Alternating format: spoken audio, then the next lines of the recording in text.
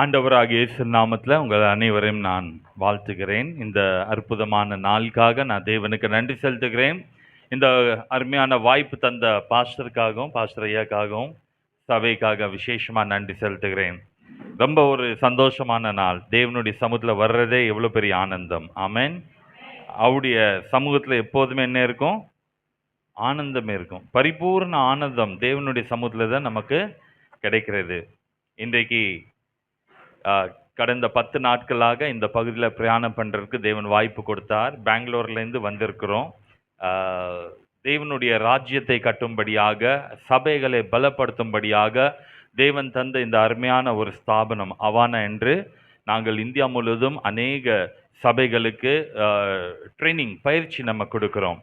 இதுக்கு தேவன் விசேஷமாக கொடுத்த பாரம் வந்து நம்முடைய பிள்ளைங்களை அடுத்த தலைமுறை எப்படி நாம் தேவனுக்காக ஆயத்தப்படுத்த வேண்டும். தேவன் தந்த இந்த பிள்ளைகளை தேவனுக்காக நம்ம என்ன செய்யணும்? பிரயாசப்பட்டு தேவனுக்காக நம்ம வளர்க்க வேண்டும்.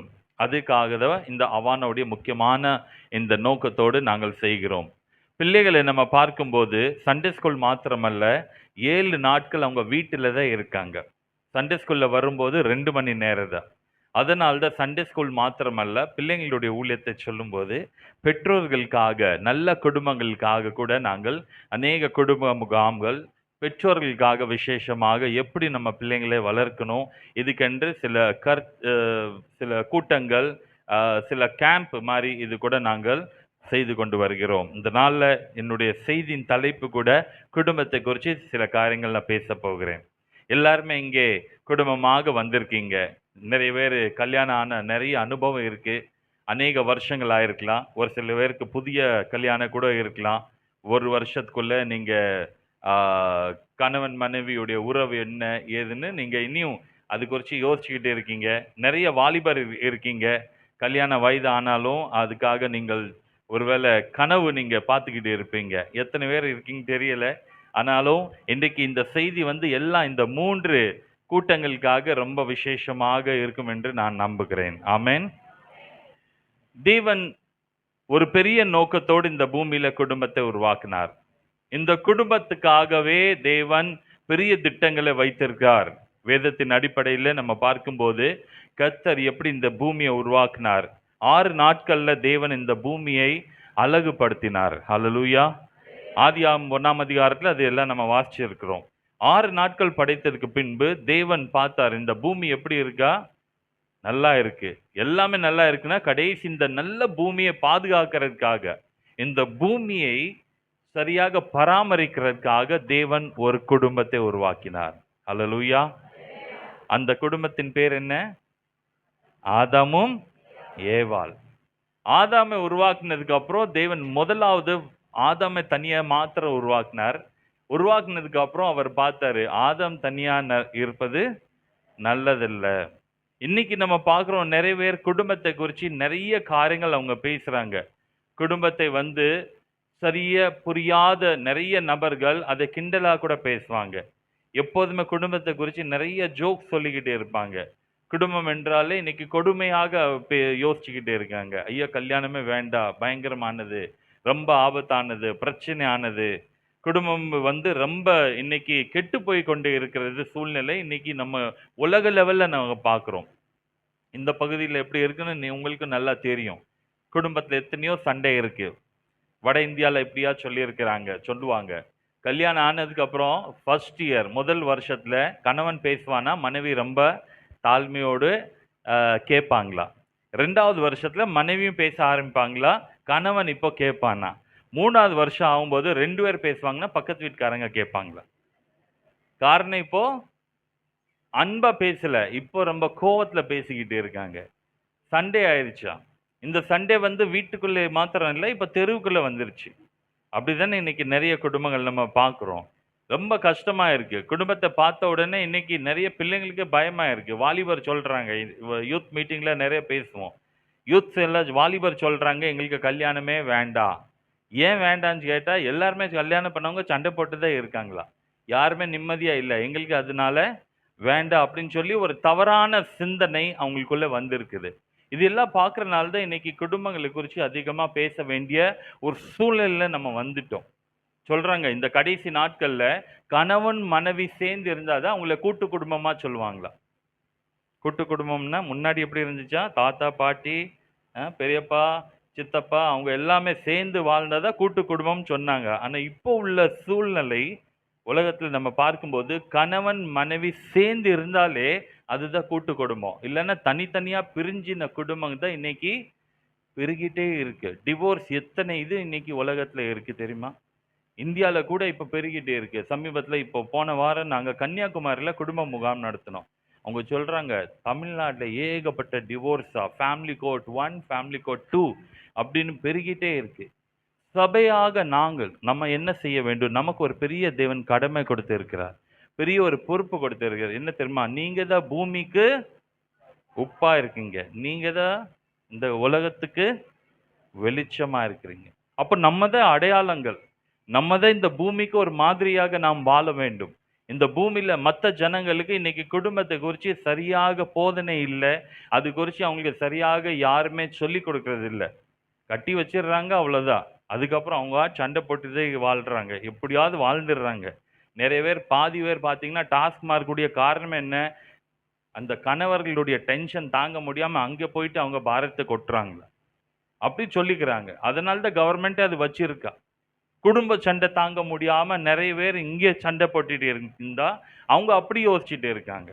எப்படியாவது வந்து சமாளிக்கணும். ஆனா சபையில பார்க்கும்போது தேவன் நமக்கு நல்ல வார்த்தைகளை கொடுத்திருக்கு. இந்த வார்த்தையில நாம் வாசிக்கும்போது தேவன் நமக்கு குடும்பத்தை குறிச்சு ஆதியாகமத்திலிருந்து வெளிப்பாடு வரைக்கும் அநேக காரியங்கள் அவர் சொல்லியிருக்கிறார். அல்லேலூயா. இது குறிச்சு பேசணும்னா 6 நாட்கள் கூட பத்தாது. தொடர்ச்சியா பேசலாம் குடும்பத்தை குறிச்சு. அவ்வளோ ரகசியங்கள் தேவன் அவருடைய வார்த்தையில நம்ம கொடுத்திருக்கார். ஆனா இன்னைக்கு சில ஆலோசனைகள் மாத்திரம் நான் உங்களுக்கு சொல்ல போறேன். கர்த்தருடைய வார்த்தையிலிருந்து வாசிப்போம். நமக்கு தெரிஞ்ச நல்ல ஒரு சங்கீதம் 127 அதுல முதல் வசனத்தை வாசிப்போம். 127 கர்த்தர் வீட்டை கட்டாராகில் அதை கட்டுகிறவர்களின் பிரயாசம் விருதா. தேவனுடைய வார்த்தையில வாசிக்கும் போது கர்த்தர் வீட்டை கட்டாராகில் அப்படின்னா என்ன அர்த்தம்? கர்த்தர் தான் வீட்டை கட்டவே முடியும். ஆண்டவர் மாத்திரம், நம்முடைய தேவன் மாத்திரம் அந்த குடும்பத்தை கட்டலைன்னா எத்தனையோ பிரயாசங்கள் பட்டாலும் மக்கள் என்னென்னதான் முயற்சி எடுத்தாலும் அந்த வீடு ரொம்ப நாள் நிலைக்காது. காரணம் என்னன்னா இந்த குடும்பத்தை உருவாக்குனதே நம்ம தேவன் தான். இந்த குடும்பம் என்றாலே இது வேற ஒரு ஜாதியோ மதமோ தேசமோ நாடோ நபரோ அவங்களுடைய யோசனையில் இது உருவாக்கப்படவில்லை. இதனுடைய யோசனை யாருனால உருவாக்கப்பட்டது? இந்த ஐடியா யாருடையது? இந்த குடும்பம் என்றாலே இது யாருடைய ஐடியா? இது நம்முடைய தேவனுடைய ஐடியா தான். இது அவர் தான் திட்டம் போட்டாரு. இந்த திட்டத்துக்கு, இந்த ஒரு ரகசியத்துக்கு அவரால் மாத்திரதான் என்ன செய்ய முடியும்? அதை நிறைவேற்ற முடியும். அவர் தான் இதை கம்ப்ளீட் பண்ண முடியும். அதனால கர்த்தர் நம்முடைய வீட்டை கட்டுறதுக்கு ஆவலோடு இருக்கிறார். ஹல்லேலூயா. இன்னைக்கு நீங்க உங்க வீடை ரொம்ப பிரயாசப்பட்டு கட்டிருப்பீங்க. கண்டிப்பா நான் சொல்ற வீடு வந்து வெறும் செங்கல், மண்ணு செங்கல்னால கட்ட வீடு இல்ல. குடும்பத்தை குறித்து நான் பேசிக்கொண்டே இருக்கிறேன். ஏன் குடும்பம் ரொம்ப முக்கியம்னா, ஒரு சபை என்றாலே ஒரு பெரிய குடும்பம். சபை என்றால் என்ன? பெரிய குடும்பம். இங்க எல்லாம் நிறைய சின்ன குட்டி குட்டி குடும்பமாக சேர்ந்து வரும்போது இது பெரிய குடும்பம். ஒரு சபையில வரும்போது நம்ம எல்லாருமே சகோதரர் சகோதரி, அண்ணன் தங்கச்சி தம்பி அப்படின்னு சொல்லி நம்ம என்ன பண்றோம்? ஒரு உறவுல நம்ம வந்துடுறோம். நம்ம ஒரே பால் தாய்ப்பால் குடிக்கல, ஆனா ஒரே ரத்தத்தினால நாம் மீட்கப்பட்டு இருக்கிறோம். அப்ப ஒரே குடும்பம் தானே நம்ம. அல்லேலூயா. இங்கிலீஷ்ல இப்படியாக ஒரு பழமொழி இருக்கு, blood is thicker than milk. அப்படின்னா ரத்தம் வந்து பாலுக்கு நான் அதிக வல்லமையானது. ஸோ ஒரே ரத்தத்தால் நாம் மீட்கப்பட்ட இந்த குடும்பம் எப்படி இருக்குன்னா, ஒரு குட்டி குடும்பம் நல்லா இருந்தால் தான் பெரிய குடும்பம் பலமாக இருக்கும். ஆனால் சபையிலேயே குட்டி குட்டி குடும்பமே சண்டை போட்டுக்கிட்டு இருந்தால் சபை பெரிய குடும்பம் எப்படி இருக்கும்? பலவீனமாக இருக்கும். அதனால இன்னைக்கு குடும்பத்தை குறித்து கவனிக்க போகிறோம். உங்க குடும்பம் இன்னைக்கு தேவன் ஆசீர்வதிக்க போகிறார். அல்லேலூயா. ஏன் தேவன் குடும்பத்தை அவ்வளவு விரும்புறாருன்னா, குடும்பத்துக்கு மேல தேவன் ரொம்ப அக்கறையோடு நிறைய காரியங்கள் அவர் செய்ய ஆசையோடு இருக்கிறார். இந்த குடும்பத்தை கெடுக்கிறதுக்கு பிசாசு தடை பண்ணிட்டு இருக்கான். அது நாம் நல்லா புரிந்து கொள்ள வேண்டும். ஏதேன் தோட்டத்துல இருந்து அவனுடைய திட்டம் என்ன? எப்படியாவது ஆதாம் ஏவாளை பிரிக்கணும், அவ்வளவுதான். ஏதேன் தோட்டத்திலேருந்து அவன் அப்படிதான் யோசிச்சு தனியா ஏவாள் கிட்ட பேச ஆரம்பிச்சிட்டான். ஏவாள் கிட்ட பேசிட்டு எப்படியாவது ஏவாள் ஆதாமை விட்டுட்டு தூரம் ஆயிடுச்சுன்னா ஆதாம் ஏவாளுக்காக தேவன் வச்ச திட்டம் அங்கேயே ஸ்டாப் ஆயிரும். ஆனா தேவன் அதை விருப்பப்படல. தேவன் எப்படியாவது மனிதன் கணவன் மனைவி சேர்ந்து வாழணும், அவர்தான் நான் கட்டுவேன்னு சொல்லுகிறார். இன்னைக்கு ஒரு கல்யாணம்னா எவ்வளவு செலவாகுது? 10 லட்சம் வந்து சகஜமா அப்படியே செலவாயிருது. சின்ன ஒரு கல்யாணத்துல கூட போனாலும் 10 லட்சம் வந்து குறைஞ்சது ஆகுது. ஒவ்வொரு வீட்டில் எல்லாம் கல்யாணம் எல்லாம் பார்க்கும்போது 1 கோடி 2 கோடி 5 கோடி 10 கோடி 100 கோடி அவங்க திறமைக்கு ஏற்ற மாதிரி அவங்களும் செலவு பண்றாங்க. ஆனா எல்லா கல்யாணத்துல நம்ம பார்க்குறோம், செலவு பண்றதுக்காக 6 மாதமாக இதுக்கு செலவு பண்ணியிருக்கு. 6 வாரத்திலேயே டிவோர்ஸ் ஆயிருக்கு. ஏன் இது நடக்குன்னா, தேவன் இல்லாத ஒரு குடும்பம், இல்ல தேவனுடைய கிருபை இல்லாத குடும்பம் வந்து ரொம்ப நாள் நிக்கவே நிக்காது. அப்போ நம்ம சபை என்ன செய்ய வேண்டும்? வார்த்தையிலிருந்து அநேக காரியங்கள் குடும்பத்தை குறித்து அதை நாம் கற்றுக்கொண்டு தேவனுடைய சித்தத்தின்படி வாழ வேண்டும். வாசிக்கலாம் குடும்பத்தை குறித்து எதுக்கு நம்ம வார்த்தைகள் சொல்லுது. மத்தேயு 10ஆம் அதிகாரம் 12, 13 வசனங்களை வாசிப்போம். மத்தேயு 10, 12, 13 வசனங்கள். ஒரு வீட்டுக்குள் பிரவேசிக்கும் போது அதை வாழ்த்துங்கள். அந்த வீடு எப்படி இருக்கணுமா? பாத்திரமா இருந்தால் நீங்கள் கூறின சமாதானம் ஆமா வரக்கடவது. அப்புறம் 13, அபாத்திரமா இருந்தால் நீங்கள் கூறின சமாதானம் உங்களிடத்திற்கு. இது இயேசுநாதர் 12 சீஷர்களை அழைத்து அவங்களுக்கு ஒரு பெரிய ஊழியத்தை கொடுத்தார். இந்த 10ஆம் அதிகாரம் 1ஆம் வசனத்திலிருந்து வீட்டில் போய் நீங்க வாசிச்சு பாருங்க. இயேசு 12 சீஷர்களை அழைத்து அவங்களுக்கு ஒரு அபிஷேகத்தை தந்தார். அந்த அபிஷேகம் எதுக்குன்னா, பேய்களை துரத்தணும், நோய்களை எல்லாம் சுகம் இல்லாதவங்களுக்கு நீங்கள் சுகம் கொடுக்கணும், சுவிசேஷ பிரசங்கம் பண்ணணும். எல்லாம் செஞ்சதுக்கு அப்புறம் நீங்க ஒரு வீட்டுக்குள்ள போனா அந்த வீடு எப்படி இருக்கணுமா? சமாதானமா இருக்கிறது. நீங்க வாழ்த்தணும், அந்த வீட்டுக்கு நீங்க வாழ்த்துக்கள் கொடுக்கணும். இதுதான் தேவன் ஒரு ஊழியக்காரங்கிட்ட எதிர்பார்க்கிறார். அப்ப நாங்க ஊழியக்காரங்களாகிய நாங்க ஒவ்வொரு வீட்டில் வரும்போது எங்களுடைய ஒரே கனவு என்ன தெரியுமா? நாங்கள் போற வீடு, நம்முடைய சபையில வந்த ஒவ்வொரு விசுவாசியுடைய குடும்பம் எப்படி இருக்கணும்? சந்தோஷமா இருக்கணும். ஹல்லேலூயா. அதுக்காக தானே ஜெபம் பண்றோம். பாஸ்டர் சொன்னாங்க, இந்த ஜெபம் எதுக்கு வைக்கிறோம்? 3 காரியங்கள் தெளிவாக அவங்க சொன்னாங்க. அதுல 2வது காரியம் என்ன சொன்னாங்க? குடும்பங்கள் எப்படி இருக்கணும்? நல்லா இருக்கணும். குடும்பம் செழிப்பாக இருக்கணும். ஒரு விசுவாசியுடைய வாழ்க்கை ஆண்டவரால் ரட்சிக்கப்பட்டதுக்கு அப்புறம் அவங்க குடும்ப வாழ்க்கை இனி செழிப்பாக மாறணும். ஹல்லேலூயா. அதுக்காக தான் போய் நீங்க வாழ்த்துங்கள்னு சொல்றாங்க. அதுக்காக தான் பாஸ்டர்ஸ் எல்லாம் உங்க வீட்டுக்கு வர்றாங்க, வீட் விசிட்டிங்க்கு வர்றாங்க. ஒவ்வொரு நேரமும் வரும்போது அவங்க ஜெபிக்கிறாங்க. ஆனா சில நேரங்களில் நம்ம பார்க்குறோம், ஒரு சில குடும்பங்கள்ல போனா ஒரு ஜெபம் பண்ண உடனே அங்க பெரிய அற்புதம் நடக்குது. ஹல்லேலூயா. அப்படிப்பட்ட சாட்சி உள்ளவங்க நிறைய பேர் இருப்பீங்க. பாஸ்டர் வந்தாங்க, எங்களுக்காக ஜெபம் பண்ணாங்க, அற்புதம் நடந்துருச்சு. ஹல்லேலூயா. ஆனா ஒரு சில குடும்பங்களை நான் பார்த்துருக்கேன். இது எல்லா பாஸ்டர்ஸ் கிட்ட நான் கேட்டிருக்கேன். சொல்லியிருக்காங்க, ஒரு சில குடும்பங்கள், ஐயா நான் 1 வருஷம் இல்ல 5 வருஷமா போய் ஜெபம் பண்றேன், ஒண்ணுமே நடக்க மாட்டேங்குது. என்ன காரணம்னு கேட்குறாங்க. அப்போ இந்த வசனத்தை நான் உங்களுக்கு சொன்னேன். மறுபடி வாசிங்க. அந்த வசனத்துல என்ன ரகசியம் இருக்கு வாசிங்க. ஒரு வீட்டுக்குள் பிரவேசிக்கும் போது அதை வாழ்த்துங்கள். அந்த வீடு பாத்திரமா இருந்தால் 12 சீஷர்கள் போய் ஒரு வீட்டில் சமாதானம் கூறினா அந்த வீட்டில் வந்துரும் அப்படின்னு சொல்றாரு. ஆனால் ஒருவேளை அந்த வீடு அபாத்திரவான்களாய் இருந்தால் 12 சீஷர் கூட போய் அந்த வீட்டுக்கு ஜெபம் பண்ணா அந்த ஜெபம் அங்க நிற்காது, ரிட்டர்ன் ஆயிருமா. நான் எதுக்கு இந்த காலை நேரத்தில் இந்த சொல்றேன்னா, நிறைய பேர் யோசிக்கிறாங்க, நம்ம அங்கே ஃபோன் பண்ண நல்லா இருக்குமா, இங்கே ஃபோன் பண்ண நல்லா இருக்குமா. நீங்க எங்கே ஃபோன் பண்ண இல்லை, 12 சீஷர் கூட உட்கார வச்சுருக்காங்க உங்க வீட்டில். ஆனால் வீடு பாத்திரவான்களா இல்லைன்னா என்ன ஆகும்? என்ன ஆகும்? இந்த 12 சீஷருடைய ஜெபம் கூட என்ன ஆயிரும்? அப்போ என்ன நம்ம இருக்கணும் தெரியுமா? நம்ம எப்படி மாறணும்? நம்ம பாத்திரவான்களா மாறணும். அல்லேலூயா!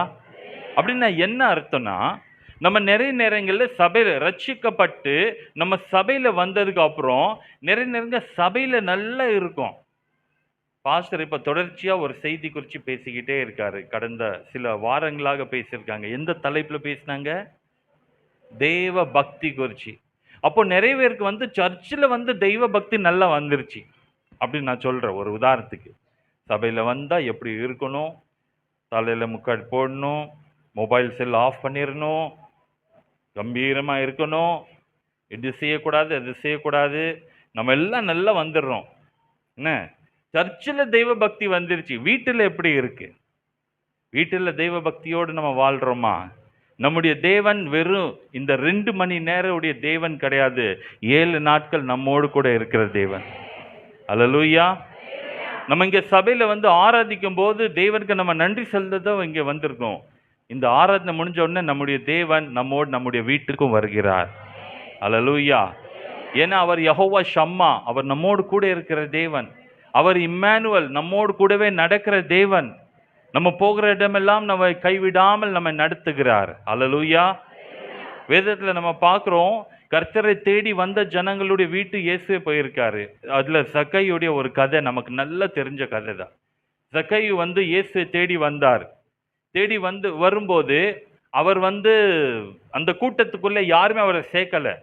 நீ வராதுன்னு சொன்ன உடனே அவர் மரத்துக்கு மேல ஏறி உட்கார்ந்துட்டாங்க. இது சண்டே ஸ்கூல் பிள்ளைங்க நல்லா தெரிஞ்ச ஒரு கதை இல்லையா? எல்லாருக்குமே தெரியுமா இது? எத்தனை நேரம் வரைக்கும் அவர் மரத்துல உட்கார்ந்தாங்க? சொல்லவே முடியாது. இயேசுடைய பிரசங்கம் நம்ம போல 1 மணி நேரத்துல முடிக்க மாட்டார். அவர் எவ்வளவு நேரம் தான் இந்த கூட்டத்துக்கு பிரசங்கம் பண்ணார் நமக்கே தெரியாது. ஆனா பாருங்க, அவரு அந்த மரத்துக்கு மேல ஏறி எவ்வளவு நேரம் உட்கார்ந்துட்டு இருந்தாங்க. அங்கே காத்தாடி கிடையாது, ஏசி கிடையாது. அந்த மரத்துல எவ்வளோ அந்த வலியோடு சேர் மாதிரி நல்ல கம்ஃபர்டபுளா உட்கார முடியாது. அந்த மரத்துல எவ்வளோ நேரம் உட்கார்ந்து இருப்பாங்க தெரியாது. ஆனா ஆண்டவருக்காக அவர் காத்துட்டு தான் இருந்தார். அல்லேலூயா! ஆண்டவருக்காக காத்திருக்கும் போது இயேசுவே யோசிச்சிருப்பாரு, எனக்காக ஒரு ஆத்மா அந்த மரத்துல உட்கார்ந்து இருக்கே, சீக்கிரம் அந்த கூட்டத்தை முடிச்சு அந்த மரத்து கீழே அவரே போயிட்டார். நீங்க எந்த பாரத்தோடு இன்னைக்கு வந்திருக்கீங்க கர்த்தருக்கு நல்லா தெரியும். அல்லேலூயா! அப்போ இயேசு அந்த மரத்து கீழே போன உடனே சக்கையை பார்த்து என்ன சொன்னாங்க சொல்லுங்க? சக்கையே கீழே வா, நான் உனக்கா ஜெபம் பண்ண வந்திருக்கு. அப்படியே சொன்னாரு? இல்ல. என்ன சொன்னாரு? நான் உன் கூட உன் வீட்டுக்கு தான் வர போறேன். நம்ம தேவன் நம்ம வீடை ரொம்ப நேசிக்கிறார். அல்லேலூயா! நீங்க இன்னைக்கு அவரை தேடி வந்திருக்கீங்க, அவர் உங்களை தேடி உங்க வீட்டுக்கு வர போறார். அல்லேலூயா! ஆனா என்ன ஒரு கேள்வினா, சபையில வரும்போது நம்ம ரொம்ப தெய்வ பக்தியோடு தான் இங்க உட்கார்ந்து இருக்கோம். பார்க்கும் போதெல்லாம் அப்படியே தூதர்கள் போல இருக்கீங்க. ஆராதனை சூப்பரா இருந்துச்சு. பரலோகமே இறங்கி வந்தது. அது நான் ஃபீல் பண்ணேன். நல்லா இருந்தது ஆராதனை. அந்நிய பாஷையில ஆராதனை பண்ணோம். ஆனா வீட்ல போனதுக்கு அப்புறம் இதே மக்கள் என்ன பண்ணிடுறாங்க? அநியாயமான பாஷையில பேச ஆரம்பிச்சிடுறாங்க. சர்ச்சில் நல்லதா இருந்தோம். நல்ல பரிசுத்தமா வாழ்ந்தோம். இதுவரைக்கும் பயங்கரமா ஆராதனை பண்ணோம். வீட்டுல போன உடனே என்னதான் ரூபமே மாறி போகுது. வீட்டுல போன உடனே அந்த அந்த சண்டை, கோபம், என்னென்னமோ கெட்ட வார்த்தைகள் வாயிலிருந்து வர. இது ஹிந்தில நான் இப்படியோ சொல்லுவேன் எப்பவுமே, சர்ச் மே தூத் ஹை, घर में भूत है. சர்ச்சில் எப்படி இருக்காங்களா? தூதர்களை போல இருக்காங்க. வீட்டுல போய் என்ன மாறுறாங்க? பேய் பிசாசு மாதிரி மாறி போயிடுறாங்க. அப்படியே ரூபமே சேஞ்ச் ஆயிருது. அவங்களுடைய எல்லா கேரக்டர் சேஞ்ச் ஆயிருது. சர்ச்சில் மாத்திரம் நம்ம தூதர்களா இருந்து பிரயோஜனம் இல்லை. நம்ம 7 நாட்கள் தேவனோடு நடக்கணும். அல்லேலூயா! அது இந்த வசனம் சொல்லுது. பாத்திரவான்களாக இருக்க வேண்டும். நாம் பாத்திரவான்களாக இருக்கோமா இல்லையான்னு சொல்லி தேவன் நம்ம இங்கே மாத்திரமல்ல நம்முடைய வீடுகளை பார்க்கிறார். அல்லேலூயா! அவர் கொடுக்கறதுக்கு ரெடி தான். அவருடைய கரங்கள் ரொம்ப பெரிய கரங்கள் தான்.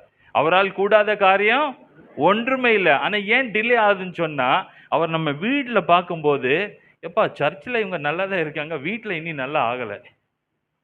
வீடு என்ன ஆகணும்? அதனால்தான் இந்த குடும்ப முகாமே ரொம்ப அவசியம் இருக்கு, ரொம்ப முக்கியம் இருக்கு. வீடை எப்படி நடத்தணும்? நிறைய நேரங்கள்ல நமக்கு கம்பெனி நடத்த தெரியுது. வேலைக்கெல்லாம் கரெக்டாக தான் போகிறோம். அங்கெல்லாம் நம்ம ஆஃபீஸில் நல்லா தான் இருக்கும். பெரிய பெரிய கம்பெனி நடத்துகிறவங்க கூட குடும்பம் நடத்த தெரியாமல் இன்னைக்கு இருக்காங்க. வேலைக்கு சரியாக தான் போகிறாங்க. டீச்சர் நல்ல டீச்சிங் ஸ்கூலில் எல்லா 1000 பிள்ளைங்களுக்கு டீச் பண்ணிடுறாங்க. வீட்டில் 2 பிள்ளைங்களுக்கு டீச் பண்ணுறதுக்கு அவங்களால முடியலை. பார்த்துருக்கீங்களா இப்படி கூட? அப்படின்னா என்ன அர்த்தம் தெரியுமா? நமக்கு வேலை மற்ற இடத்துல வேலை பண்ண தெரிஞ்சு, தேவன் தந்த இந்த வீடை ஏன் பராமரிக்க தெரியல? அப்போ தேவன் அதான் பார்க்குறாரு. உன் வீடு பாத்திரவான்களா இருந்தால் நீங்கள் கூறின சமாதானம் உடனடியா வந்துடும். அதான் பாஸ்டருடைய விருப்பம். அதான் குடும்பம் நல்லா இருக்குன்னு சொல்லி தான் இதுக்காக ஜெபமே செய்கிறாங்க. ஆமென். அதே போல வார்த்தையிலிருந்து நம்ம கரெக்ட் பண்ணணும். தேவன் நம்முடைய வீடை கட்டினா அந்த வீடு எப்படி தெரியுமா இருக்கும்? அற்புதமா இருக்கும். 5 காரியங்கள் சொல்ல போறேன். நீங்க அந்த ஆண்டவருக்கு உங்க வீடை நீங்க ஒப்பு கொடுத்து பாத்திரவான்களா நீங்க மாறிட்டீங்கன்னா உங்க வீடு எப்படி இருக்கும்? அது நான் இன்னைக்கு பேச போகிறேன். தேவன் ஒரு வீடை எவ்வளவு அற்புதமாய் கட்டுவார் என்று நாம் இன்னைக்கு பார்க்க போகிறோம். வாசிக்கோம்.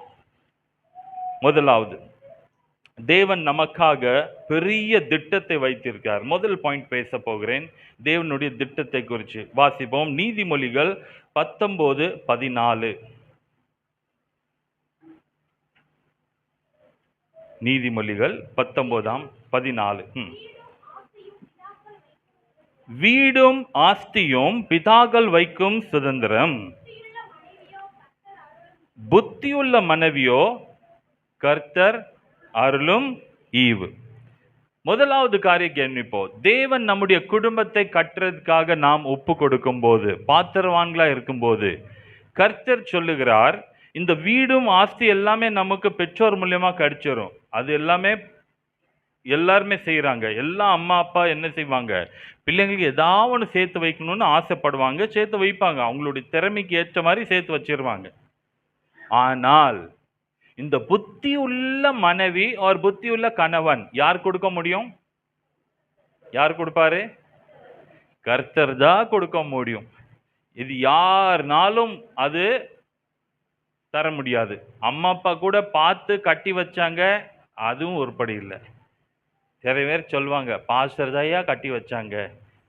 என்ன இங்க தெரியல பாஸ்டர், உங்ககிட்ட நான் இதை கேட்கல. எத்தனை கல்யாணம் நீங்க பண்ணி வச்சிங்க தெரியாது. ஆனால் நிறைய இடத்துல பார்த்துருக்கேன். நான் வட இந்தியாவில் இந்த மாதிரி ஃபேமிலி செமினார் பாஸ்டர்ஸ்க்காக தான் விஷயமா நடத்திருக்கேன். இந்த குடும்ப முகாம் எல்லாம் பாஸ்டர்ஸ்க்காக தான் நான் பண்ணுவேன். அப்போது 2500 பாஸ்டர்ஸ் கிட்ட நான் பேசியிருக்கேன். இது எல்லாமே 15 வருஷமாக நான் செய்கிறேன். வட இந்தியாவில் இருந்தோம் 27 வருஷமாக. இப்போ 1 வருஷமாக தான் பெங்களூர் வந்துட்டோம் நாங்கள். ஸோ அங்கே பேசும்போது நிறைய பேர் சொல்கிறாங்க, நான் 35 கல்யாணம் பண்ணி வச்ச ஒரு குடும்பம் கூட உருப்படி இல்லை, எல்லாரும் சண்டை தான் போட்டுக்கிட்டு இருக்காங்க. பாஸ்டர்ஸ்க்கே டென்ஷன் ஆச்சு. அது நானே பண்ணி வைக்க மாட்டேன், நீங்களா கட்டிட்டு வாங்க, நான் ஜோம் பண்ணி முடிச்சிடறேன்னு அங்கே உள்ள வட இந்திய பாஸ்டர்ஸ் எல்லாம் அப்படி கை கழுவிட்டாங்க. ஏன்னா நைட்டு 1 மணி எல்லாம் ஃபோன் பண்ணி, பாஸ்டர் நீங்கள் தானே தேடி கட்டி வச்சிங்க, நீங்கள் வாங்க தீர்த்து வைங்க பாஸ்டர், உங்களால் தான் எனக்கு தொல்லை, நீங்கள் தான் கட்டி வச்சிங்க, அதனால நான் உங்கள் சபைக்கு வர மாட்டேன், நீங்கள் வாழ்க்கை கெடுத்துட்டீங்கன்னு சொல்லி சபை விட்டுட்டு போயிட்டாங்க. பாஸ்டர் சொல்கிறாங்க, எப்பா நான் நல்லதப்பா செஞ்சேன், அப்படியெல்லாம் இங்கே இல்லை பாஸ்டர். ஸ்தோத்திரம், உங்க விசுவாசிங்க, நீங்க நல்லதை கட்டி வச்சீங்க. அப்ப நம்ம இங்க பார்க்கும்போது என்ன தெரியுமா? தேவன் தான் நமக்கு நல்ல குடும்பத்தை அமைச்சு தர முடியும். ஹல்லேலூயா. அப்ப நம்ம என்ன செய்ய வேண்டும்னா அதுக்காக நாம் ஜெபிக்க வேண்டும். தேவனுடைய சமூகத்துல வரும்போது பாஸ்டர் கூட்டத்தை ஆயத்தப்படுத்தும் போது வந்து ஜெபம் பண்ணுங்க. ஆண்டவரே எங்களுக்கு நல்ல குடும்பத்துக்காக தேவன் கிருபை தர வேண்டும். அது நம்மளால் செய்ய முடியாது. விசேஷமா இப்ப நான் வாலிபர்களுக்காக பேச போகிறேன். இங்க 16க்கு மேல எத்தனை பேர் இருக்கீங்க? 16 வயசுக்கு மேல, 16க்கு மேல, ஸ்வீட் 16க்கு மேல. ஓகே, ஸ்வீட் 16க்கு மேல. மற்றவங்க எல்லாமே என்ன 16 கீழயா மேல? ஓகே, கல்யாணம் ஆகாதவங்க அது வரைக்கும் உங்க கல்யாணத்துக்காக உங்க வாழ்க்கைக்காக நீங்க என்ன ஜெபிக்கிறீங்க அப்படின்னு கேட்டா நிறைய யூத்ஸ்ல என்ன சொல்லுவாங்கன்னா, பாஸ்டர் நாங்கள் வந்து மொபைலுக்காக ஜெபம் பண்ணுறோம், நாங்கள் வண்டிக்கு ஜெபம் பண்ணுறோம், நாங்கள் எக்ஸாமுக்காக ஜெபம் பண்ணுறோம், நாங்கள் வேலைக்கு ஜெபம் பண்ணுறோம். ஏன்னா நிறைய பேர் வந்து விதவிதமான ஜெபங்கள் எல்லாம் செய்கிறாங்க. நல்லது தான். நம்முடைய அப்பா கிட்ட எது வேணால் நீங்கள் கேட்கலாம், ஜெபம் பண்ணுங்க. ஆனால் உங்கள் லைஃப் பார்ட்னருக்காக எத்தனை பேர் ஜெபம் பண்ணுறீங்க? உங்களுடைய வாழ்க்கை என்ன சொல்லுவாங்க லைஃப் பார்ட்னருக்கு? வாழ்க்கை துணைக்காக, லைஃப் பார்ட்னருக்காக. என்ன எத்தனை பேர் ஜெபம் பண்றீங்க இங்க? வாலிபர்கள் கிட்ட கேட்கிறேன். லைஃப் பார்ட்னர் யாருமே ஜெபம் பண்ணலையா? யாருமே ஜெபம் இந்த கல்யாண வயசுல எத்தனை பேர் இருக்கீங்க தெரியல எனக்கு. ஏன்னா இப்போ மேக்கப் பண்றது பார்த்தா எல்லாருமே யங்கா தான் இருக்காங்க. நமக்கே டவுட் ஆயிருது. இந்த நாட்கள்ல வயசு சொல்லவே முடியல. யாரை பார்த்தாலும் 14, 16, 18 வயசுக்குள்ள தான் தெரியுது நமக்கு. இது நான் எதுக்கு சொல்றேன்னா, இன்னைக்கு குடும்பம் நம்பர் 1 தேவன் கிட்ட ஒரு அற்புதமான திட்டம் இருக்கு. எத்தனை பேர் நம்புறீங்க அந்த திட்டத்தை? அல்லேலூயா. வேதத்துல வாசிக்கிறோம், கர்த்தரை நேசிக்கிறவர்களுக்கு அவர் வச்ச திட்டம் எப்படின்னா, கண் காணவில்லை, காது கேட்டதில்லை, நம்முடைய சிந்தனையில கூட அது தோன்றினதில்லை. அது எல்லாமே ஆயத்த பண்ணி வச்சிட்டார். தேவன் நமக்காக பெரிய திட்டத்தை வச்சிருக்கார். ஆனா அந்த திட்டத்தை விட்டுட்டு நம்முடைய ஓன் திட்டத்தை நம்ம யோசிச்சுக்கிட்டு இருக்கிறோம். அப்போ அவருடைய திட்டத்துக்காக நம்ம என்ன செய்ய வேண்டும்? நாம் பிரயாசப்பட வேண்டும். அவர் சொல்றாரு, என் நினைவுகள் உங்கள் நினைவுகள் அல்ல, உங்கள் வழிகள் என் வழிகளும் அல்லவென்று கர்த்தர் சொல்லுகிறார். அப்படி இருக்கும்போது கல்யாணம், குடும்பம் என்றாலே நம்முடைய சித்தத்தின்படி நம்ம யோசிக்கவே முடியாது. நம்ம யோசிக்கிறோம், ஓஹோ அழகான பையன் இருக்கா, நல்லா சம்பாதிக்கிறான், இவ தான் சூட்டேபிள் அப்படின்னு யோசிச்சா அது நம்முடைய சித்தத்தின்படி நம்ம போனா அது ஒர்க் அவுட் ஆகாது. நிறைய பேர் யோசிக்கிறாங்க, நல்ல பொண்ணுப்பா, வீட்டில எல்லாம் அருமையான சமையல் பண்றா, நல்ல வேலைக்கு போறா, இது கட்டிட்டா என் வாழ்க்கை ஓஹோன்னு இருக்கும். அது அவன் அவன் யோசிச்சுட்டு பண்றான். ஆனா கல்யாணம் ஆனதுக்கப்புறம் சமைக்கவே மாட்டேங்குதா. நான் வேலைக்கும் போக மாட்டேன், சமையலும் பண்ண மாட்டேன். அப்படி இருந்தா என்ன பண்றதுன்னு கேட்குறாங்க, என்கிட்ட கேட்குறாங்க. அப்ப நான் சொன்னேன், எப்பா ஜெபம் பண்ணியா கல்யாணத்துக்கு? இல்ல எங்க அம்மா அப்பா ஜெபம் பண்ணாங்க. எப்பா நீ ஜெபம் பண்ணியான்னு நான் கேட்கிறேன். இல்ல எனக்கு யாருமே சொல்லல.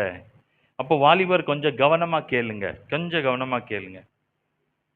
கல்யாணத்துக்கு முன்னாடி நீங்க கல்யாணத்துக்கு ரொம்ப ரொம்ப ஜெபம் பண்ணணும். ஏன் தெரியுமா? உங்க வாழ்க்கையில நீங்க எத்தனையோ ஃபோன் மாத்திக்கலாம். ஒரு ஃபோனு ஜெபம் பண்ணி வாங்கினாலும் 6 மாசத்துல அந்த ஃபோன் பழசாயிரும். நீங்க அந்த எக்ஸ்சேஞ்ச் பண்ணாலும் நம்முடைய தகப்பனுக்கு கோபம் வராது. புரியுதா? வண்டி கூட நீங்க மாத்திக்கலாம். ஜெபம் பண்ணி வாங்கின வண்டி தான். என்ன பாஸ்டர் கூட அது ஆசீர்வாதம் எல்லாம் பண்ணியிருப்பாரு. ஆனா கொஞ்சம் வருஷத்தை அடுத்து வண்டி பழசாயிருச்சு, நான் மாத்த போறேன்னா தகப்பனுக்கு கோபம் வராது. வீடு மாத்திக்கலாம், எல்லாமே மாத்திக்கலாம். ஆனா கல்யாணம் மாத்திரம் நீங்க மரணம் பிரிக்கிற வரைக்கும் நம்ம மாத்தவே முடியாது. இந்த ஒரு முக்கியமான காரியத்துக்காக நம்ம எவ்வளவு ஜெபிக்கணும். இது ரொம்ப சீரியஸ் மேட்டர். இந்த ஒரு காரியம் நம்ம மாத்தவே முடியாது. அப்போ தேவன் மேல எவ்வளவு டிபெண்டா இருந்து பார்க்கணும். நம்ம ஆண்டவரே நீதான் பார்த்து செய்யணும், நீதான் தரணும். நீ கொடுக்காவிட்டால் நானா ஏதாவது தெரிஞ்சு எடுத்துட்டேன்னா அவ்வளவுதான். இப்போ பைபிள்ல சுலைமான் ராஜா எத்தனை பேருக்கு தெரியும்? சாலமன் ராஜா அவர் எவ்வளவு பெரிய ஞானி தெரியுமா? அவருக்கு இருந்த ஞானத்தை போல பூமியில யாருமே கிடையாது அந்த நாட்கள்ல. அல்லேலூயா. அந்த ஞானம் யார் தந்தாரு? கர்த்தர் தான். எப்படி தந்தார் தெரியுமா? அவர் ஜெபம் பண்ணாரு. அவர் கேட்டாரு, தேவனே நீர் எனக்கு ராஜ்யத்தை கொடுத்துட்டீர், எனக்கு இந்த ராஜ்யம் நடத்த தெரியாது, எனக்கு நீ ஞானம் தாரும். தேவன் அவருக்கு அவ்வளவு ஞானம் கொடுத்தாரா. அந்த ஞானத்தை பார்த்து ஷீபா தேசத்தின் ராணி கூட, அந்த ராணி ஷீபா ராணி கூட வந்ததா, வந்து டியூஷன் எடுக்கிறதுக்கு வந்தாங்களா, தங்கமா டியூஷன் ஃபீஸ் கொடுத்தாங்களா, எப்படி நாடு நடத்துன்னு சொல்லி. அவ்வளோ ஞானம் சாலமனுக்கு இருந்தது. ஆனா பாருங்க, தேசத்தை ஆளுகை செய்யறதுக்காக அவர் ஞானத்தை கேட்டார். ஆனா கல்யாண விஷயத்துல அவர் ஒரு தடவை கூட ஜெபம் பண்ணல. யாரு? சாலமன் ராஜா ஒரு தடவை கூட பண்ணல. அவர் யோசிச்சார், எனக்கு தான் தேசமே நடத்த தெரியுமே. அப்ப அவர் நினைச்ச மாதிரி இந்த பொண்ணு நல்லா இருக்கு, அந்த ராணி நல்லா இருக்கும், அந்த பொண்ணு நல்லா இருக்குன்னு சொல்லி எத்தனை கல்யாணம் பண்ணார் தெரியுமா? 1000 பொண்டாட்டி, 700 கல்யாணம். அதுக்கப்புறம் யோசிச்சாரு, கல்யாணம் பண்ணி உருப்படி இல்லைன்னா கல்யாணம் இல்லாமலே ஒரு 300 வச்சுட்டாங்க. அவர் எழுதியிருக்காரு, 1000ல ஒருத்தி கூட உருப்படி இல்லையா. நான் எதுக்கு சொல்றேன் தெரியுமா? ஜெபம் இல்லாம நீங்க 10,000 பண்ணாலும் ஒருத்தி உருப்படி இருக்காது. அல்லேலூயா. ஜெபம் இல்லாம நம்ம செய்கிற கல்யாணம் இன்னைக்கு நிக்காது. அதுதான் பயங்கர பிரச்சனை இருக்கு. அவர் பாவம் எழுதுறாரு, சாலமன் ராஜா எழுதுறாரு, சண்டைக்காரியோடு இருக்கிறது காட்டிலும் ஒரு தடவை இல்லை 3 தடவை எழுதிட்டார் பாவம். ஒரே வார்த்தை 3 தடவை எழுதிட்டார். அவ்வளோ கஷ்டமாக அவர் வாழ்க்கை இருந்துச்சு. அவருடைய விசுவாசமே போயிருச்ச கடைசி நாட்கள்ல. ஏன் தெரியுமா? ஜெபம் இல்லாமல் குடும்பத்தை அவ்வளோ பெரிய ராஜாவே நடத்த முடியல. இங்க இருக்க வாலிபர் எத்தனை சீரியஸாக ஜெபம் பண்ணணும் குடும்பத்துக்காக. ஹல்லேலூயா. பெற்றோர்கள் ஜெபம் பண்ணுவாங்க. ஆனா பிள்ளைகள் அவங்களுக்காக ஜெபம் பண்ணணும். ஏன்னா இது உங்களுடைய வாழ்க்கை. உங்களுக்காக நீ வாழ்க்கைக்காக ஜெபிக்கிறது ரொம்ப அவசியம். நம்பர் 2, எதுக்கு இது ஜெபம் பண்ணணும்னா, இது இன்னும் கேளுங்க. இனி கொஞ்சம் இன்ட்ரெஸ்டிங் ஃபேக்டர். கல்யாணத்துக்கு முன்னாடி நீங்க ஜெபிக்கும் போது கொஞ்சம் மகிழ்ச்சியா தான் இருக்கும். ஆண்டவரே கொஞ்சம் நல்ல பீஸ் பார்த்து கொடுங்க. கேட்கலாம் என்ன? கொஞ்சம் சந்தோஷமா இருக்கும். கொஞ்சம் மறைஞ்சு யார் கேட்கக்கூடாது. தனி ஜெபம் வந்து கொஞ்சம் அதிகமா இருக்கும். ஆண்டவரே கொஞ்சம் நல்ல பார்த்து கொடுங்க. நல்லதா இப்படி இருக்கணும், அப்படி இருக்கணும், இப்படி இருக்கணும்னு ஜெபம் பண்ணலாம். ஓகே. நான் எல்லாம் 6 வருஷம் ஜெபம் பண்ணியிருக்கேன். ஜெபிக்கிறது போல கர்த்தர் இங்கே கொடுத்திருக்கார். ஹல்லேலூயா. நான் ஜெபம் பண்ணதை இன்னைக்கு டீச் பண்ணிட்டு இருக்கேன். 21 பாயிண்ட் எழுதி நான் ஜெபம் பண்ணியிருக்கேன். 21 பாயிண்ட் வந்து கர்த்தர் கொடுத்திருக்கார். இப்போ யோசிப்பேன், ஒரு 22 கூட போட்டிருக்கலாமோன்னு. அக்ரிமெண்ட் முடிஞ்சிருச்சு, இனி ஒன்றும் பண்ண முடியாது. அப்போ என்னன்னா, அப்போ கல்யாணத்துக்கு முன்னாடி நீங்க ஜெபம் பண்ணீங்கன்னா ஒரு சந்தோஷம் இருக்கும், ஒரு மகிழ்ச்சி இருக்கும். கல்யாணத்துக்கு அடுத்து நீங்க ரொம்ப நன்றி சொல்லலாம். ஹல்லேலூயா. காரணம் கர்த்தர் கேட்டது கொடுத்துட்டாரு. அப்ப நீங்க என்ன சொல்லணும்? நன்றி சொல்லணும். கல்யாணத்துக்கு முன்னாடி ஜெபம் பண்ணலன்னா கல்யாணத்துக்கு அடுத்து அழுது அழுது ஜெபம் பண்ணணும். என்ன சொன்னேன்? கல்யாணத்துக்கு முன்னாடி ஜெபிக்காத நேரத்தில் அப்போ கல்யாணத்துக்கு அடுத்து என்ன பண்ணணும்? அது நிறைய பேர் இன்னைக்கு பண்ணிக்கிட்டு தான் இருக்காங்க. பாதி இந்த ஃபாஸ்டிங் ப்ரேயர்ல அந்த கண்ணீர் எல்லாமே குடும்பத்துக்காக தான். என்ன ஆண்டவரே, எப்போதான் நீங்க கேட்பீரப்பா, தாங்க முடியல ஆண்டவரே, நீ சீக்கிரமா வாரும் ஆண்டவரே. எனக்கு தெரியும், நான் வந்து ஆயிரக்கணக்கான குடும்பங்களுக்கு கவுன்சிலிங் பண்ணியிருக்கிறோம். வெளியே சிரிப்பாங்க, ஆனா உள்ள அந்த வலி, சொல்ல முடியாத வலி வச்சிருக்காங்க. யாருக்கு தான் போய் சொல்றேன்னே தெரியாது. நான் பேசியிருக்கேன், நிறைய பேர்கிட்ட பேசியிருக்கேன். இது எல்லாம் பார்க்கும்போது அந்த வலி அவங்களுக்கு இருக்கு, உள்ளே இருக்கு. எதுக்கு இருக்குன்னா, அவங்க வந்து முன்னாடி யாருமே இந்த வார்த்தைப்படி அவங்க யாரும் கற்றுக் கொடுக்கல. அவங்க வந்து தெரியாது, ஏதோ கட்டிட்டாங்க. இது வெளிநாட்டில் நடந்த ஒரு சம்பவம். அங்கே எல்லாமே மேரேஜ் சர்டிஃபிகேட் கொடுப்பாங்க. இங்கே உண்டா பாஸ்டர் மேரேஜ் சர்டிஃபிகேட்? ஓகே. ஒரு முறை ஒரு கணவன் என்ன பண்ணான்னா, ஒரு மேரேஜ் சர்டிஃபிகேட் எடுத்து லென்ஸ், அந்த பெரிய கண்ணாடி இருக்கும்ல, என்ன சொல்லுவாங்க, பூத கண்ணாடியா, லென்ஸ். ஓகே. அந்த லென்ஸ் வச்சுட்டு அது பார்த்துட்டே இருந்தான். அந்த மேரேஜ் சர்டிஃபிகேட்டை ரொம்ப கவனமாக பார்த்துட்டே இருந்தான். அப்போ வைஃப் கேட்டுருச்சு, என்னாச்சு 1/2 மணி நேரமா இந்த சர்டிஃபிகேட் பார்க்குறீங்க, என்ன தேடுறீங்கன்னா? ஒன்றும் இல்லை, இதில் எக்ஸ்பைரி டேட் பார்த்துட்டு இருக்கு. No expiry. இதுல எக்ஸ்பைரியே கிடையாது. இது ரொம்ப பராமரிக்கணும். குடும்பம் என்றாலே தேவனுடைய ஒரு பெரிய திட்டம். இது மனுஷனால் அது புரியாத விஷயம். அநேகருக்கு புரியல. நிறைய பேர் இதை சொல்றாங்க, ஏன் தான் ஆண்டவரே இந்த கல்யாணத்தை உருவாக்குனீங்க? மனுஷன் தனிமையா இருப்பது எவ்வளவு நல்லதுன்னு இன்னைக்கு ஊர் ஊரா சுத்துறாங்க தனியா ஆட்கள். பெரிய பெரிய தலைவர்கள் கூட தனியா இருந்ததப்ப நாடே மாத்த முடியும் சொல்லி அவங்க தனியா தான் உழைச்சிக்கிட்டு இருக்காங்களா. ஆனா தேவனுடைய திட்டம் அப்படி இல்லை. ஹல்லேலூயா. குடும்பம் என்றால் ஒரு பெரிய ரகசியம். இந்த ரகசியத்தை புரிந்து கொள்றதுக்கு தேவன் தான் ஞானம் கொடுக்க முடியும். அது அவர் என்ன சொல்லுகிறார்? எரேமியா 33:3 அவர் சொன்ன வார்த்தை என்ன? எரேமியா 33:3 நமக்கு நல்ல தெரிஞ்ச வசனம். என்னை நோக்கி கூப்பிடு, உத்தரவு கொடுத்து, நீ அறியாததும் உனக்கு எட்டாததுமான பெரிய காரியங்கள் உனக்கு அறிவிப்பேன். ஹல்லேலூயா. உங்களுக்கு தெரியுமா, இந்த பூமியிலேயே பெரிய நமக்கு எட்டாத காரிய குடும்பம் ஒண்ணுதான். கம்பெனியை நடத்தலாம், எந்த வேலைக்கு வேணா திறமையா பண்ணிடலாம். ஒரு முறை அப்துல் கலாம் நம்முடைய பிரசிடென்டா இருந்த, நமக்கு எல்லாருக்குமே தெரியும் அவர் குறிச்சு. அந்த ஐயா கிட்ட ஒரு பிரஸ் ரிப்போர்ட்டர் போனாங்களா. இது நியூஸ் பேப்பர்ல வந்து ஒரு கட்டிங்ல நான் பார்த்தேன் ரொம்ப வருஷம் முன்னாடி. அவர்கிட்ட அந்த பிரஸ் ரிப்போர்ட்டர் போய் கேட்டாங்களா, ஐயா நீங்க எல்லாம் ராக்கெட் சயின்ஸ்யா, நீங்க ராக்கெட் எல்லாம் அனுப்பிட்டீங்க, இவ்வளவு பெரிய பெரிய சயின்டிஸ்ட் நீங்க, ஏன்யா கல்யாணம் பண்ணல? அவர் சிரிச்சுட்டே சொன்னாரா, ராக்கெட் அனுப்புறது ரொம்ப ஈஸி, குடும்பம் நடத்துறது ரொம்ப கஷ்டம்.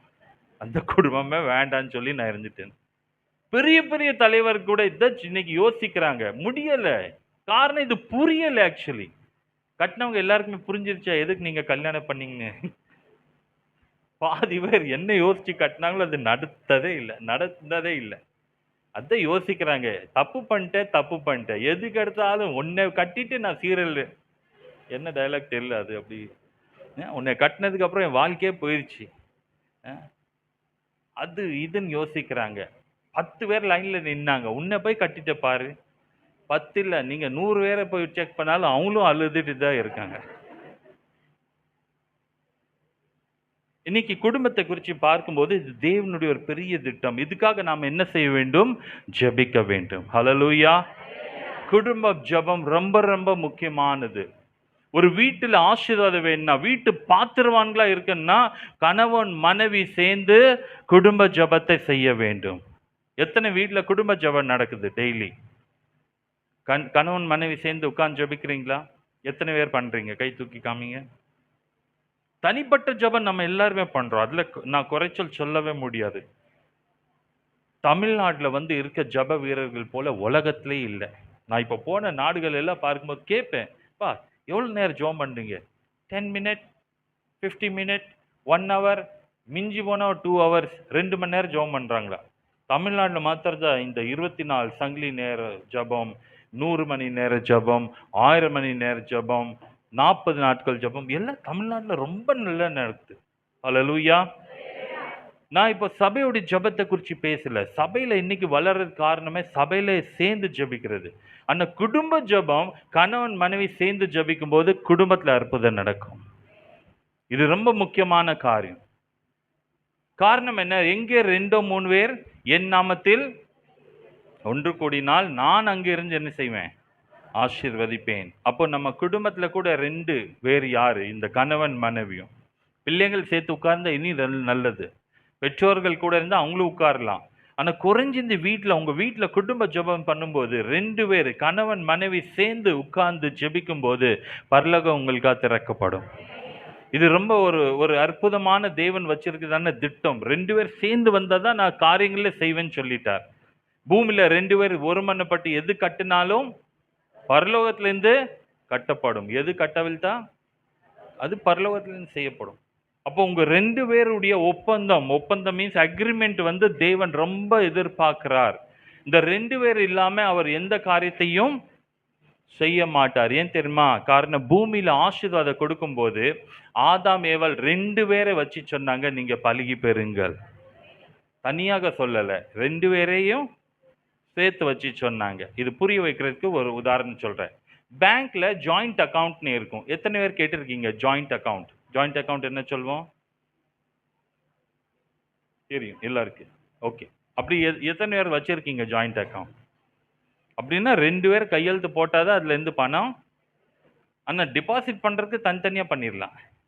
இப்போ உதாரணத்துக்கு உங்க ஜாயிண்ட் அக்கவுண்ட், ஒரு கணவன் மனைவி இருக்காங்க, அவங்க ஜாயிண்ட் அக்கவுண்ட்ல அவங்களுக்கு ஒரு 1 கோடி ரூபாயில 10 கோடி ரூபாய் பேங்க்ல இருக்குன்னு வச்சுக்கலாம். சந்தோஷமா? இல்ல, 15 லட்சம் சொன்ன உடனே சந்தோஷப்பட்டீங்க. நான் இங்க 1 கோடி ரூபாய் சொல்லிட்டே இருக்கேன். யார் சொன்னாங்க தெரியல அது. ஓகே, அப்போ 1 கோடி ரூபாய் அக்கவுண்ட்ல இருக்குன்னு வச்சுக்காங்க கணவன் மனைவிக்கு. அந்த கணவன் மனைவியுடைய அக்கவுண்ட்ல இருக்கு. இப்போ கொஞ்ச நாள்ல என்ன ஆயிடுச்சுன்னா, இவங்க 2 பேருக்குள்ள கொஞ்சம் சண்டை ஆயிடுச்சு, கோபம் ஆயிடுச்சு. மனைவிக்கு வருது ஆவேசம், நான் எங்க அம்மா வீட்டுக்கு போறேன் அப்படின்னு சொல்லி கையில காசு இல்லை. எங்க போறாங்க? நேரா பேங்க் போறாங்க. பேங்க்ல போயிட்டு அந்த மேனேஜர் கிட்ட சொல்றாங்க, எங்களுக்கு அக்கவுண்ட்ல இருந்து வெறும் ஒரு 1000 ரூபாய் கொடுங்க, டிக்கெட் மாத்திரத்தை எடுக்கணும். எத்தனை கோடி இருக்கு? 1 கோடியில இருந்து எத்தனை கேட்கறாங்க? 1000 ரூபாய் தான் வேணும் கேட்கறாங்க. மேனேஜர் என்ன சொல்வான்? இந்த அக்கவுண்ட் எப்படிமா? கணவன் வந்தாரா, ஜாயிண்ட் அக்கவுண்ட் கூப்பிட்டு வாங்க, நாங்க 1000 ரூபாய் கொடுத்துடுறோம் சொன்னா, இல்ல அவர் எல்லாம் வர மாட்டார், நீங்க வெறும் 1000 ரூபாய் கொடுங்க போதுன்னு சொன்னா அவங்க கொடுப்பாங்களா? ஏன்னா அக்கவுண்ட் எப்படிப்பட்ட அக்கவுண்ட்? Joint account. கொஞ்சம் இது புரிஞ்சுக்காங்க. இந்த சீக்ரெட் என்ன, பரலோக சீக்ரெட் என்னது. அப்போ ஜாயிண்ட் அக்கவுண்ட்னால 2 பேர் வந்து சைன் போட்டாதான் இது நடக்கும். இப்போ இதே மனைவி இல்ல, இப்போ புருஷன் கூட தனியா போய் பேங்க் கிட்ட எனக்கு கொஞ்சம் வேலை இருக்கு, எனக்கு ஒரு 1000 ரூபாய் இல்ல 500 ரூபாவே கொடுங்கன்னு சொன்னாலும் மேனேஜர் கொடுக்க மாட்டான். கணவன் மனைவிக்காக பரலோகத்துல பெரிய அக்கவுண்ட் இருக்கு, ஜாயிண்ட் அக்கவுண்ட். எல்லா ஆசீர்வாதம் இருக்கு. ஹல்லேலூயா. அந்த ஆசீர்வாத தேவன் தன்னுடைய இயேசு தன்னுடைய என்னது அவருடைய கிருபையினால நமக்கு எல்லாமே கொடுத்துட்டார். ஆனா அந்த ஜாயிண்ட் அக்கவுண்ட்ல வாங்கணும்னா உங்க குடும்ப ஜெபம் ரொம்ப முக்கியம். எந்த வீடு பாத்திரவான்களா இருந்தால் அந்த வீடு என்ன ஆகும்? ஆசீர்வாதம். பாஸ்டர் செய்கிற ஜெபம் உங்களுக்கு ஈஸியாக உங்க வாழ்க்கையில அமையும். குடும்பத்துக்காக ரொம்ப பிரயாசப்படணும் இந்த நாட்கள்ல. கணவன் மனைவியும் பிள்ளைங்கள், இது ரொம்ப தேவன் தந்த உங்களுக்கு ஒரு பெரிய ஆசீர்வாதம். இதை எப்படி நீங்க பார்க்குறீங்கன்னு அது ஒரு கேள்வியா இருக்கு. நம்ம நன்றி சொல்றோமா? நல்ல அருமையாக நம்ம பாட்டுல இப்போ ஆராதனையில பாடினோம். நன்றி சொல்றோம். நன்றி ஆண்டவரே, நன்றி ஆண்டவரே. ரட்சிப்புக்காக நன்றி சொல்றோம். உங்க குடும்பத்துக்காக கூட நீங்க நன்றி சொல்றீங்களா? அது எப்போ வரும்னா வேதத்தின் அடிப்படையில குடும்பத்தை பார்க்கும்போது குடும்பத்தின் முக்கியத்துவத்தை நாம் கற்றுக்கொள்ள வேண்டும். குடும்பம் என்றாலே ஒரு குட்டி பரலோகம். ஹல்லேலூயா. குடும்பம் என்றால் குட்டி பரலோகம். அது வேதத்தின் அடிப்படையில் பார்க்கும்போது நம்ம பார்க்க போகிறோம். தேவன் அதுக்காகவே பூமியில ஒரு சின்ன குட்டி பரலோகத்தை உண்டாக்குனாருன்னு நாம் கற்றுக்கொள்ள முடியும். அதனால இதுக்காக நாம் ஜெபிக்க வேண்டியது ரொம்ப ரொம்ப முக்கியமான காரியம். 2வது காரியம், தேவன் நம்முடைய வீடை கட்டினார்னா அந்த வீடு எப்படி இருக்கும்னா சமாதானத்தோடு இருக்கும். வாசிப்போம். ஏசாயா 32ஆம் அதிகாரம் 18வது வசனம். ஏசாயா 32:18. என் ஜனம் சமாதான தாபரங்களிலும் நிலையான வாசஸ்தலங்களிலும் அமைதியாய் தங்கும் இடங்களில் கூடியிருக்கும். கர்த்தருடைய ஜனங்கள் எப்படிப்பட்ட வீட்டில் இருப்பாங்களா? சமாதானமா இருப்பாங்க. ஹல்லேலூயா. நிறைய பேருக்கு வீட்டில் சமாதானம்னு புரியல. அங்க வந்து மௌனதா இருக்கு, பேச்சியே இல்லை. வீடு எல்லாம் சைலண்டா இருக்கு, பீஸ்ஃபுல்லா இல்லை. தேவனுடைய விருப்பம் என்ன? ஒரு வீடுக்கு தேவன் நம்மளுடைய வீடை கட்டினார்னா அந்த வீடு எப்படி இருக்குன்னா சமாதானமாக இருக்கும். ஹல்லேலூயா. ஏன்னா நம்ம ஆராதிக்கிற தேவன் அவர் சமாதான பிரபு. அவருடைய ஆட்சியில வந்து சமாதானதே இருக்கு. அவர் வந்து நமக்கு சமாதானம், உங்களுக்கு கொடுக்கிற சமாதானம் இந்த பூமியில கொடுக்கிற மாதிரி கிடையாது. இந்த பூமியில சமாதானம் சொல்றது எல்லாமே டெம்பரரி. குடிக்காரன் கூட சொல்றான், ஐயா குடிச்சா ஒரு 6 மணி நேரம் நிம்மதியா நான் இருக்கேன். அதுக்கப்புறம் அவன் சாக்கடையில் தான் நம்ம அவனை பார்க்குறோம். ஏன்னா அவன் குடிச்சிட்டு அதில் கிடக்குறான். ஆனால் தேவனுடைய பிள்ளைங்கள் பாருங்க, நம்ம எல்லாரும் ரட்சிக்கப்பட்டதுக்கு அப்புறம் தேவன் நமக்கு கொடுக்குற பெரிய ஆசீர்வாதம் தெரியுமா? சமாதானம். இந்த சமாதானம் நம்ம பூமியில இங்கே வாங்க முடியாது. இது தேவன் கொடுக்கிற சமாதானம். இந்த சமாதானம் எப்படி இருக்குன்னா நம்முடைய வீடுகளில் இருக்கும். நான் நிறைய சபைகளில் போகும்போது நான் ஒரு சில காரியங்கள் கவனமாக பார்க்குறேன். என்ன தெரியுமா? ஒரு சில பேர் வந்து என்னதான் இருந்தாலும் தூங்கிடுவாங்க சர்ச்சில். பார்த்துருக்கேன். இங்கே யாருமே அப்படி இல்லை. நல்லா கவனமாக கேட்குறீங்க. அப்போ தூங்கினா ஒரு சில ஆட்கள் கிட்ட நான் போய் கேட்டிருக்கேன், எதுக்கு நீங்க இங்க வந்து தூங்குனீங்கன்னு கேட்டா என்ன தெரியுமா சொன்னாங்க? கேட்பேன், எதுக்கு தூங்குனீங்க? நைட் ஷிஃப்டா? இல்ல, வாரம் ஃபுல்லா வீட்டில் தூக்கம் வர மாட்டேங்குது. வீட்டில் தூக்கமே வர மாட்டேங்குது, டென்ஷன் வீட்டில். ஆண்டோடைய சமூகத்தில் தான் எனக்கு சமாதானமா இருக்கு. அதனால இங்க வந்தோடனே என்ன ஆகுது? அது இல்லாம சில நல்ல பாஸ்டர்ஸ், நம்ம பாஸ்டர் மாதிரி ஏசி எல்லாம் போட்டா இன்னும் கொஞ்சம் நல்ல தூக்கம் வந்துருது. இதுல நான் இந்தியாவில் நான் கிட்டத்தட்ட ஒரு 1000 சபைகளில் நான் போயிருக்கேன் இந்த 27 வருஷமா ஊழியத்தில். அப்போ நான் பார்க்கும்போது இதான் கேட்பேன், ஏன் வீட்டில் ஏன் சமாதானம் இல்லைன்னா, ஒரே சண்டை பாசம், தொல்லை தாங்க முடியல, அதான் இங்கே வந்து நான் இங்கேயே இருக்கேன். ஆனால் தேவன் சொல்லுகிறார், உன் வீடுக்குள்ளேயும் சமாதானம் இருக்கும்.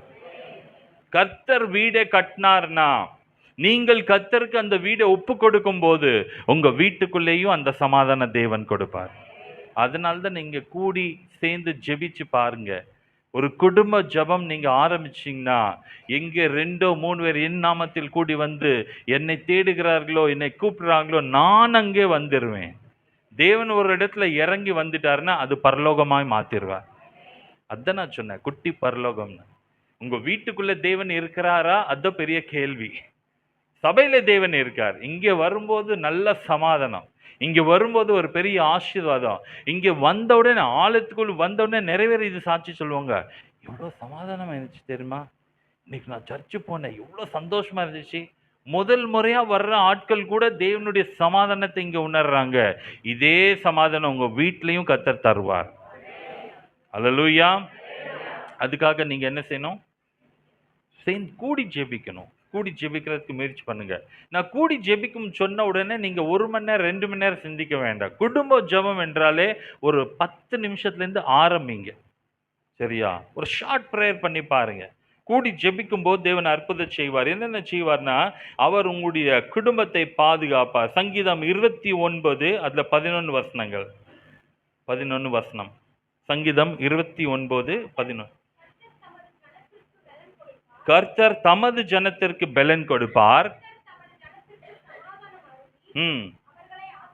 அதான் தேவன் வந்து தம்முடைய ஜனத்துக்கு ஆசீர்வாதம் கொடுக்கிறார். எப்படிப்பட்ட ஆசீர்வாதம்னா, பெலனு கொடுப்பார், சமாதானம் கொடுப்பார். அல்லேலூயா. பிரச்சனை வராதுன்னு நான் சொல்லல. கொஞ்சம் இது கவனமா கேளுங்க. பிரச்சனை இருக்காதுன்னு சொல்லவே இல்லை. வாழ்க்கையில இந்த பிரச்சனைகள் ஏதாவது விதத்துல எது வந்தாலும் உங்க மனதுல அந்த சமாதானம் நீடிக்கும். அல்லேலூயா. தேவன் சமாதானம் கொடுப்பார், தேவன் பலன் கொடுப்பார். உங்களுக்கு அந்த பதற்றம், அந்த ஒரு டென்ஷன், அந்த ஒரு ஒரு ஒரு கோபம் மாதிரி சூழ்நிலைகள் எல்லாத்தையும் தேவன் சமாதானமாய் உங்களை நடத்துவார். அல்லேலூயா. இன்னொன்று வசனம் ஏசாயா 48 17 18. இந்த சமாதானத்துக்காக நாம் என்ன செய்ய வேண்டும் வாசிப்போம். ஏசாயா 48 17 18. தேவன் சொல்லுகிறதாவது, தேவன் நமக்கு எப்படிப்பட்ட காரியங்கள் போதிப்பார்? எப்போதுமே நமக்கு பிரயோஜனமான காரியங்கள் தான் அவர் சொல்லுவார். எஸ்.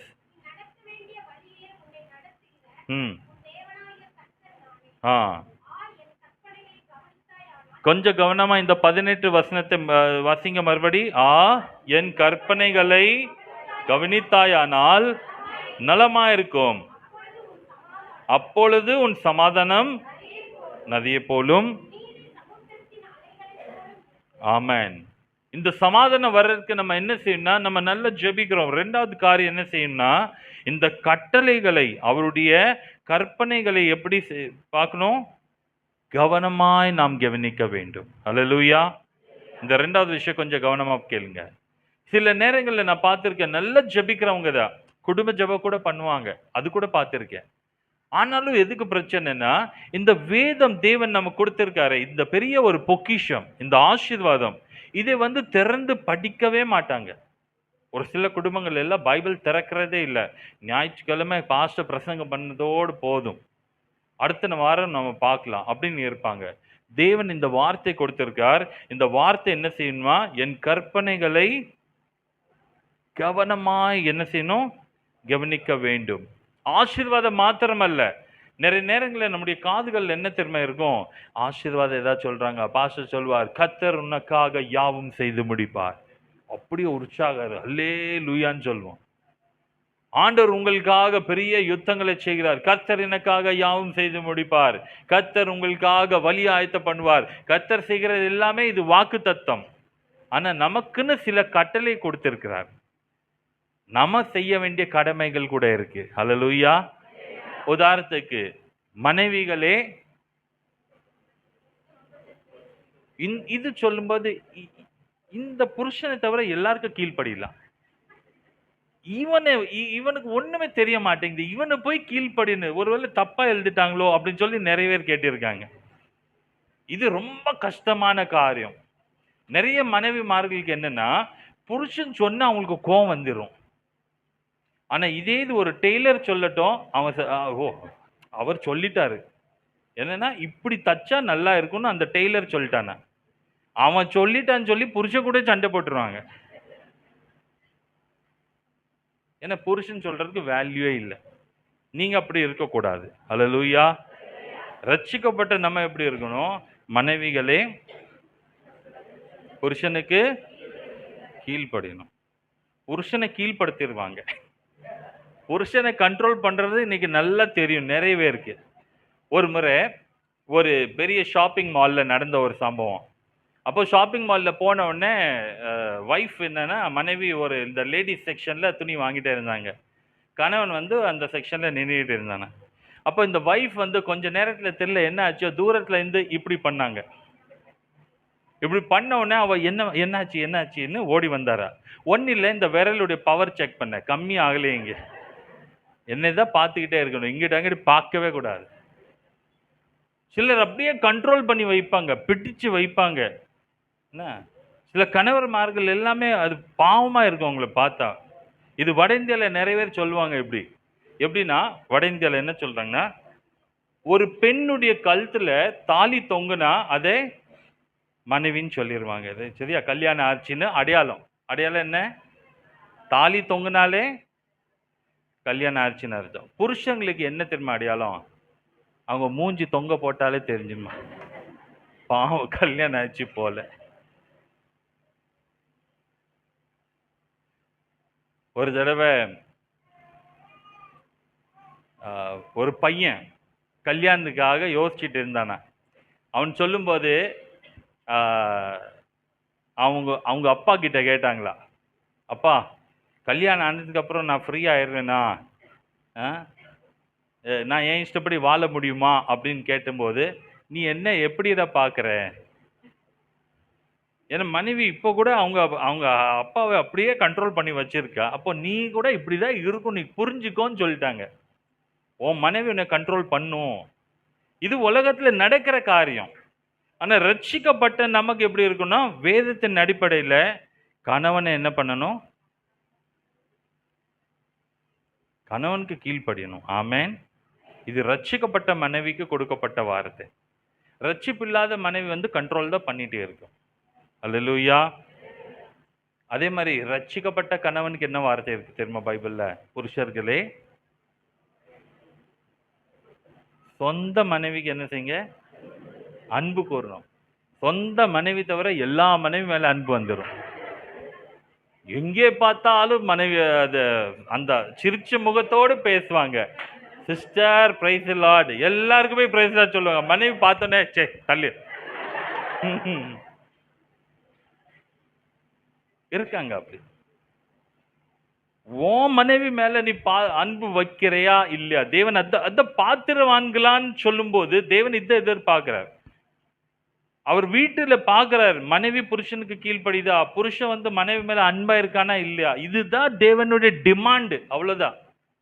இந்த டிமாண்ட் வந்து நம்மளால ஃபுல்ஃபில் பண்ண முடியுதா? அவங்க பாத்திரவான்கள். அல்லேலூயா. நல்லதா ஆராதனை பண்றோம், நல்ல சர்ச்சுக்கு தான் வாரோம், நல்ல செய்தி தான் கேட்கிறோம், நல்ல ஃபாஸ்டிங் ப்ரேயர் பண்றோம், எல்லாமே செய்றோம். ஆனா செய்ய வேண்டிய இந்த வார்த்தைக்கு என் கற்பனைகளை கவனித்தாயானால் நலமா இருந்திருக்குமே. இது ஒண்ணு தவிர மத்த எல்லாமே நம்ம செஞ்சுட்டு இருக்கோம். இன்னைக்கு காலையில தேவன் பேசுகிறாரா? அல்லேலூயா.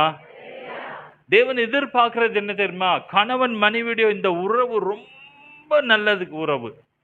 Beautiful relationship. இந்த உறவு வச்சு தான் தேவன் சபைக்கும் ஆண்டவருக்கு நடுவில் இருக்க உறவு குறித்து பேசியிருக்கார். எபேசியர் 5ஆம் அதிகாரத்துல நீங்க வீட்டுல போய் வாசிச்சு பாருங்க.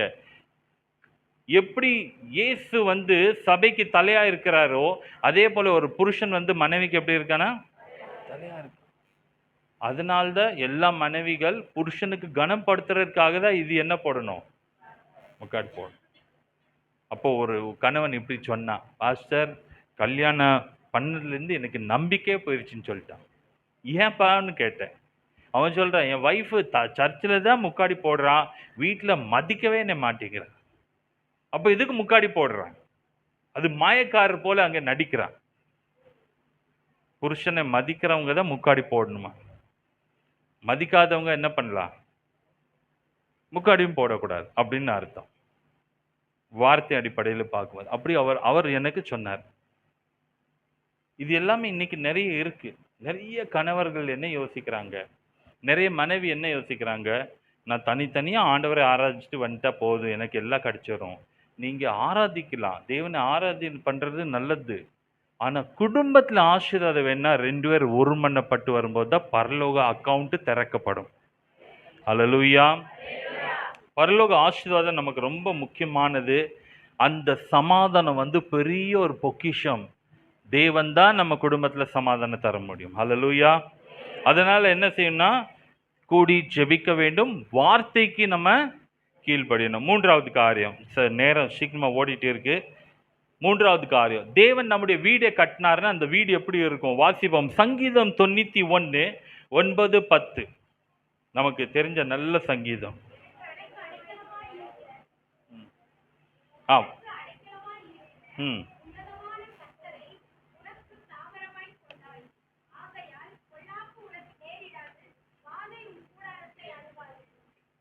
ஆமென். இந்த வசனம் நமக்கு நல்லா தெரிஞ்சிருக்கு. இந்த வசனத்தின் அதனுடைய பொருள் என்ன? எனக்கு அடைக்கலமா இருக்கிற உன்னதமான கர்த்தரை உனக்கு இந்த தாபரமாய் கொண்டாய்னா என்ன அர்த்தம் தெரியுமா? இதனுடைய மூல பாஷையில பார்த்தா தங்குற இடம்னு அர்த்தம். dwelling place. அந்த இடத்துல போய் நம்ம அங்கேயே நம்ம தங்க போறோம். தேவனை வந்து ஒரு சில பேர் வந்து பிக்னிக் பிளேஸ் மாதிரி யோசிப்பாங்க. இது உதாரணத்துக்கு நான் இப்படி சொல்றேன். நிறைய பேர் வந்து ஆண்டவரை இங்க தேடிட்டு போயிருவாங்க. ஆண்டவரே இந்த இடத்துல நல்லா இருக்கு. பிக்னிக் வந்த மாதிரி. சர்ச் வந்தா எப்படி அவங்களுக்கு? நிறைய பேர் அப்படிதான் போறாங்க சர்ச்சுக்கு. வாரத்துக்கு ஒரு நாள் தானே, நல்லா போயிட்டு ஒரு 2 மணி நேரம் 3 மணி நேரம் நல்லா என்ஜாய் பண்ணிட்டு வரலான்னு பிக்னிக் மாதிரி வர்றாங்க. ஆண்டவரை வந்து இங்க நல்லா பார்த்துட்டு, ஆண்டவரே அடுத்த வாரம் நான் வாரேன், டாட்டா பாய் பாய், நீ இங்கே இரு அப்படின்னு சொல்லிட்டு ஆண்டவரை இங்கே சபையில விட்டுட்டு போயிடுறாங்க.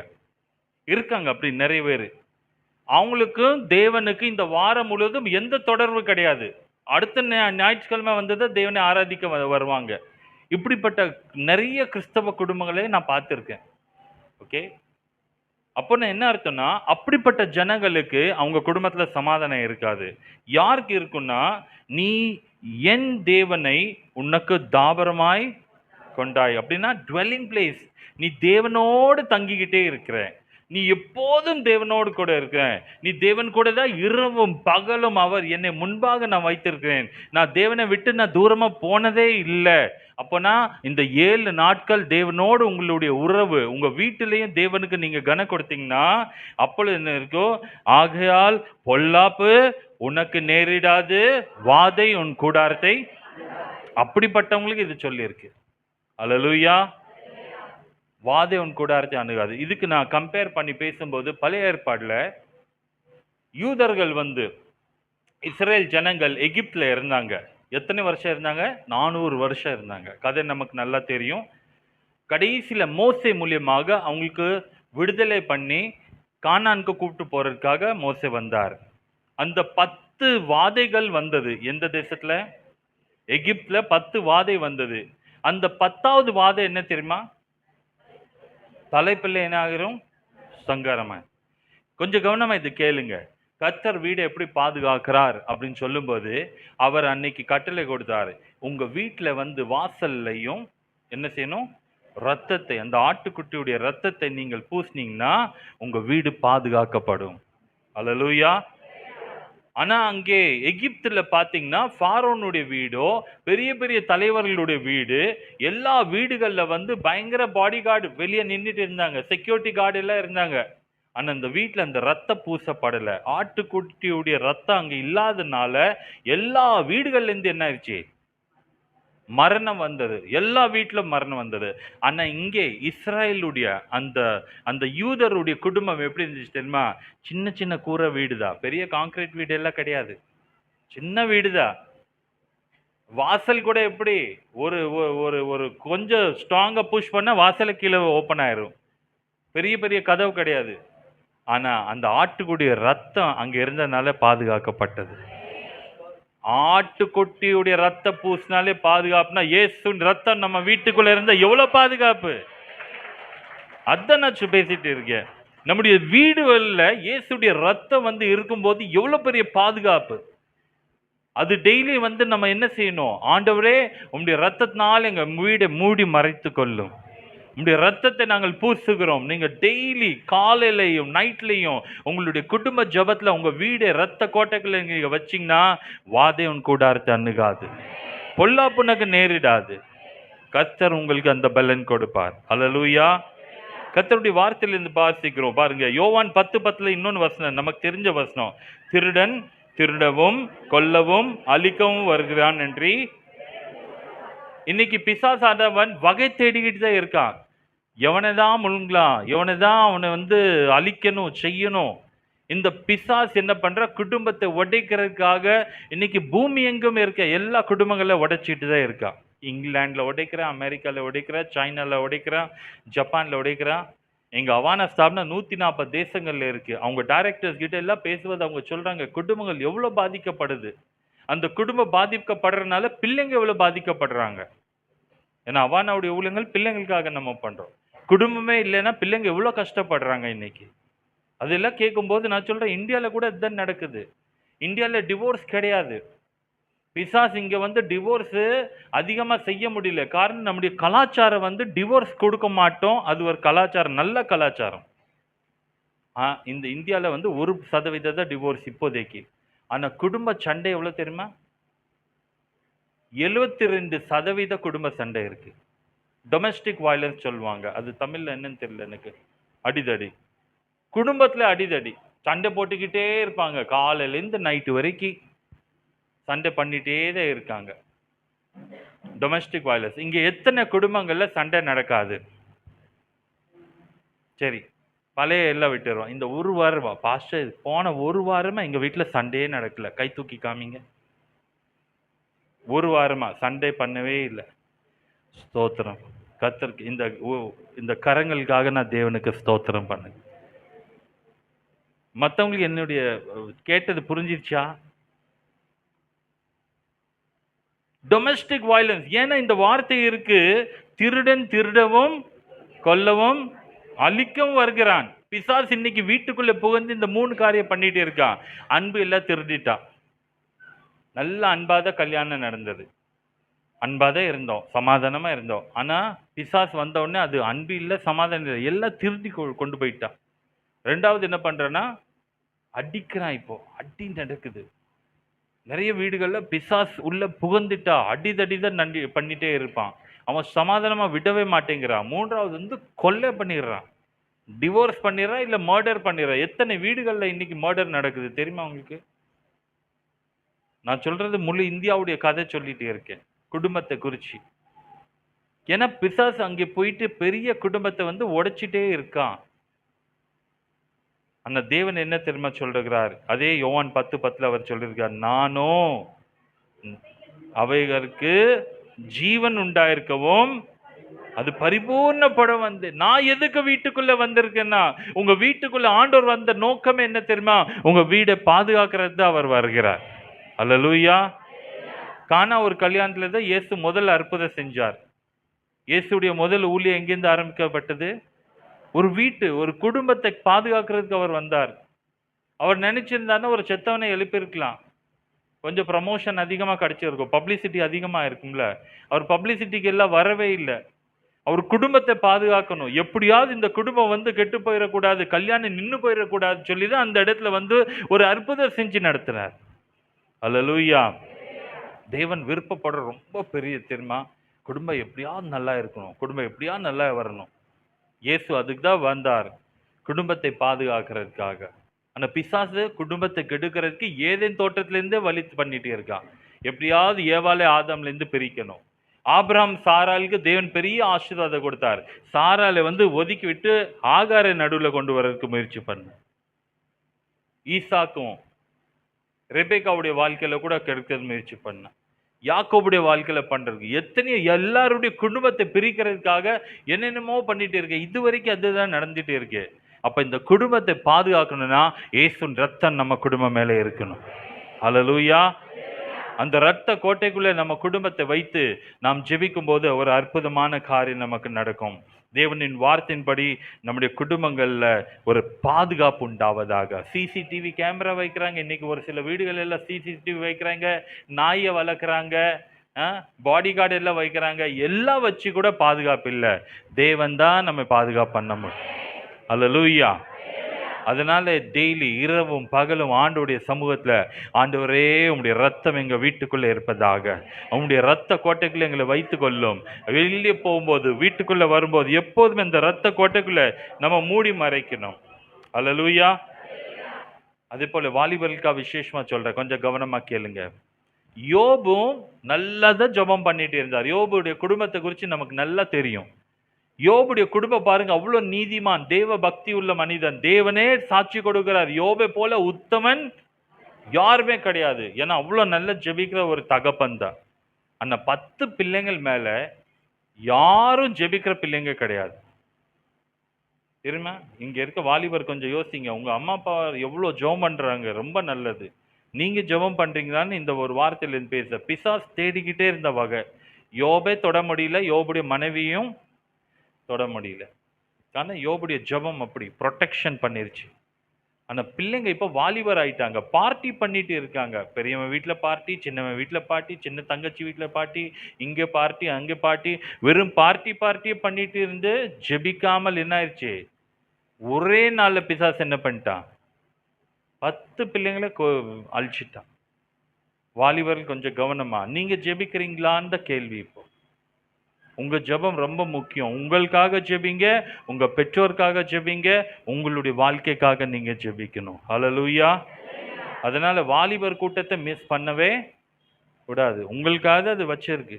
நீங்க வந்து எப்படி ஜெபத்தை கற்றுக்கொள்ளணும், எப்படி ஜெபிக்கணும், எப்படி வேதத்தை வந்து நம்ம வாழ்க்கையில் அதை கடைபிடிக்கணும், இது எல்லாமே நீங்க வந்தாதான் உங்களுக்கு தெரியும். இது ரொம்ப முக்கியமானது. தேவன் நம்மை பாதுகாக்கிற தேவன். அவர் நமக்காக பெரிய காரியங்கள் செய்கிறார். ராகாபுடைய குடும்பத்தை குறித்து, நிறைய குடும்பங்கள் இருக்கு, நேரம் ஓடிட்டே இருக்கு. ராகாபுடைய குடும்பம் எத்தனை பேருக்கு தெரியும்? ராகாப் குறித்து. ராகாபுடைய வீடு எங்கே தெரியுமா இருந்துச்சு? அந்த எரியோ கோட்டையில, அந்த கோட்டை அந்த அந்த வால் சுவர்ல, அந்த கோட்டை சுவர்ல இருந்துச்சு. காம்பவுண்ட் வால்னு சொல்லிக்கலாம். ஆனா அந்த காம்பவுண்ட் வால் பெரிய ஹைட்டு. அதுல வந்து மேல ராகாபுடைய ரூம் இருந்துச்சா. கதை வந்து சுருக்கமா சொல்ல போனா, அந்த எரிகோக்கு ரவுண்ட் பண்ண யோசுவாவுடைய அந்த டீம் எல்லாமே சேர்த்து எத்தனை நாள் வரைக்கும் நடந்தாங்களா? 7 நாட்கள் நடந்தாங்க. 7வது நாள்ல வந்து 7 முறை நடந்தாங்க. அப்போ கடைசியில அந்த எக்கால சத்தம் ஊதுன உடனே எல்லாருமே ஆண்டவருக்காக ஆராதனை, ஒரு பெரிய சத்தத்தோட ஆராதனை பண்ண உடனே என்ன ஆயிடுச்சுன்னா, அந்த சுவர் எல்லாமே, கவனமா கேளுங்க இப்ப நான் சொல்ல போறது, அந்த அந்த முழு சுவர கீழே போனாலும் ராகாபுடைய குடும்பத்தை கர்த்தர் எப்படி பாதுகாத்தார். அல்லேலூயா. எல்லாமே இப்படி விழுந்தது, இப்படி விழுந்தது. இந்த ராகாபுடைய வீடு மாத்திரம் அப்படியே தரையில வந்து, ஏதோ லிஃப்ட் சொல்லுவாங்க, ஒரு சிலர் சொல்லுவாங்க இப்படி, முதல் லிஃப்ட் வந்து ராகாபுடைய குடும்பத்துக்காக தான் தேவன் பண்ணார். அந்த மேல இருந்து கீழே வரைக்கும் வீடு வந்தது, ஒரு நஷ்டம் இல்லாம ராகாபுடைய குடும்பம் அப்படியே ரோட்ல வெளியே வந்துட்டாங்க. கர்த்தர் நம்முடைய வீடை பாதுகாத்தார்னா இப்படிதான் பாதுகாக்கணும். அல்லேலூயா. 4வது காரியம், தேவன் நம்முடைய குடும்பத்தை கட்டினா எப்படி இருக்கும்? வாசிங்க சங்கீதம் 34:10. சங்கீதம் 30. சிங்க குட்டிகள் தாழ்ச்சி அடைந்து பட்டினியா இருக்கும், கர்த்தரை தேடுகிறவர்களுக்கோ ஒரு நன்மை குறைபடாது. கர்த்தர் நம்முடைய வீடை கட்டினார்னு எப்படி இருக்குன்னா, நம்முடைய வீட்டுல ஒரு குறை இருக்காதா. அல்லேலூயா. கர்த்தர் வந்து நிறைவாய் தருகிற தேவன். நம்முடைய பாத்திரம் வழிந்தோடும் என்று வேதம் சொல்லுகிறது. ஆமென். சங்கீதம் 23 தாவீது சொல்லுகிறார், என் பாத்திரம் நிரம்பி வழியும். நம்ம ஒரு சில பேர் இன்னைக்கு பாத்திரத்தை தேய்ச்சிக்கிட்டு இருக்காங்க, ஒன்றும் இல்லை அதுல. ஆனா தேவன் வந்து அது நிரப்புகிற தேவன். எப்படி நிரப்புவார்னா, பொங்கி வர்ற ஆசீர்வாதம் கொடுப்பார். உங்க வீட்டில் வந்து அவர் தேவைகள் எல்லாம் சந்திப்பார். பிலிப்பியர் 4:19 கூட இந்த வசனம் இருக்கு, என் தேவன் தம்முடைய ஐஸ்வர்யத்தின்படி உங்கள் குறைவெல்லாம் கிறிஸ்து இயேசுக்குள் மகிமையிலே நிறைவாக்குவார். நமக்கு வீட்டில் எத்தனை குறைகள் இருக்கலாம், நமக்கு எத்தனை தேவைகள் இருக்கலாம்.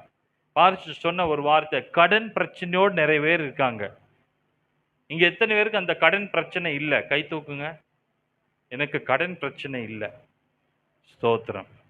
தேவன் சொல்லியிருக்கார், நீ கடன் வாங்காது இருப்பாய், நீயோ கடன் கொடுப்பாய். எத்தனை பேர் இங்க கடன் கொடுத்திருக்கீங்க?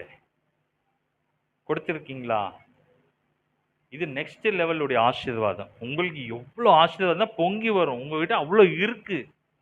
சும்மா வச்சுட்டு எதுக்கு? எதுக்காக கடன் நம்ம கொடுப்போம்? மற்றவங்களுக்கு உதவி பண்றதுக்கு உங்க கையில எக்ஸ்ட்ரா தேவன் கொடுப்பார். ஹல்லேலூயா. நான் இப்படியா உதாரணமா சொன்னேன். எப்பவுமே சொல்றது, உங்க வீட்டில் சப்போஸ் டீ போடுறது, காஃபி போடுறதுக்கு ஒரு சும்மா 2 கரண்டி தான் சர்க்கரை இருக்குன்னு வச்சுக்காங்க. ஆனா திடீர்னு ஒரு 10 பேர் வந்துட்டாங்க. போட முடியுமா? 10 பேருக்கு காஃபி 2 ஸ்பூன் வச்சு? அப்போ நம்ம என்ன பண்ணுவோம்? கடைக்கு ஓடுவோம். இல்லைன்னா பக்கத்து வீட்டில் போய், அக்கா கொஞ்சோல இது கொடுங்க, நான் திரும்பி ரிட்டர்ன் பண்ணிடுறேன். அப்படி தான் சொல்லி நம்ம சமாளிப்போம் இல்லையா?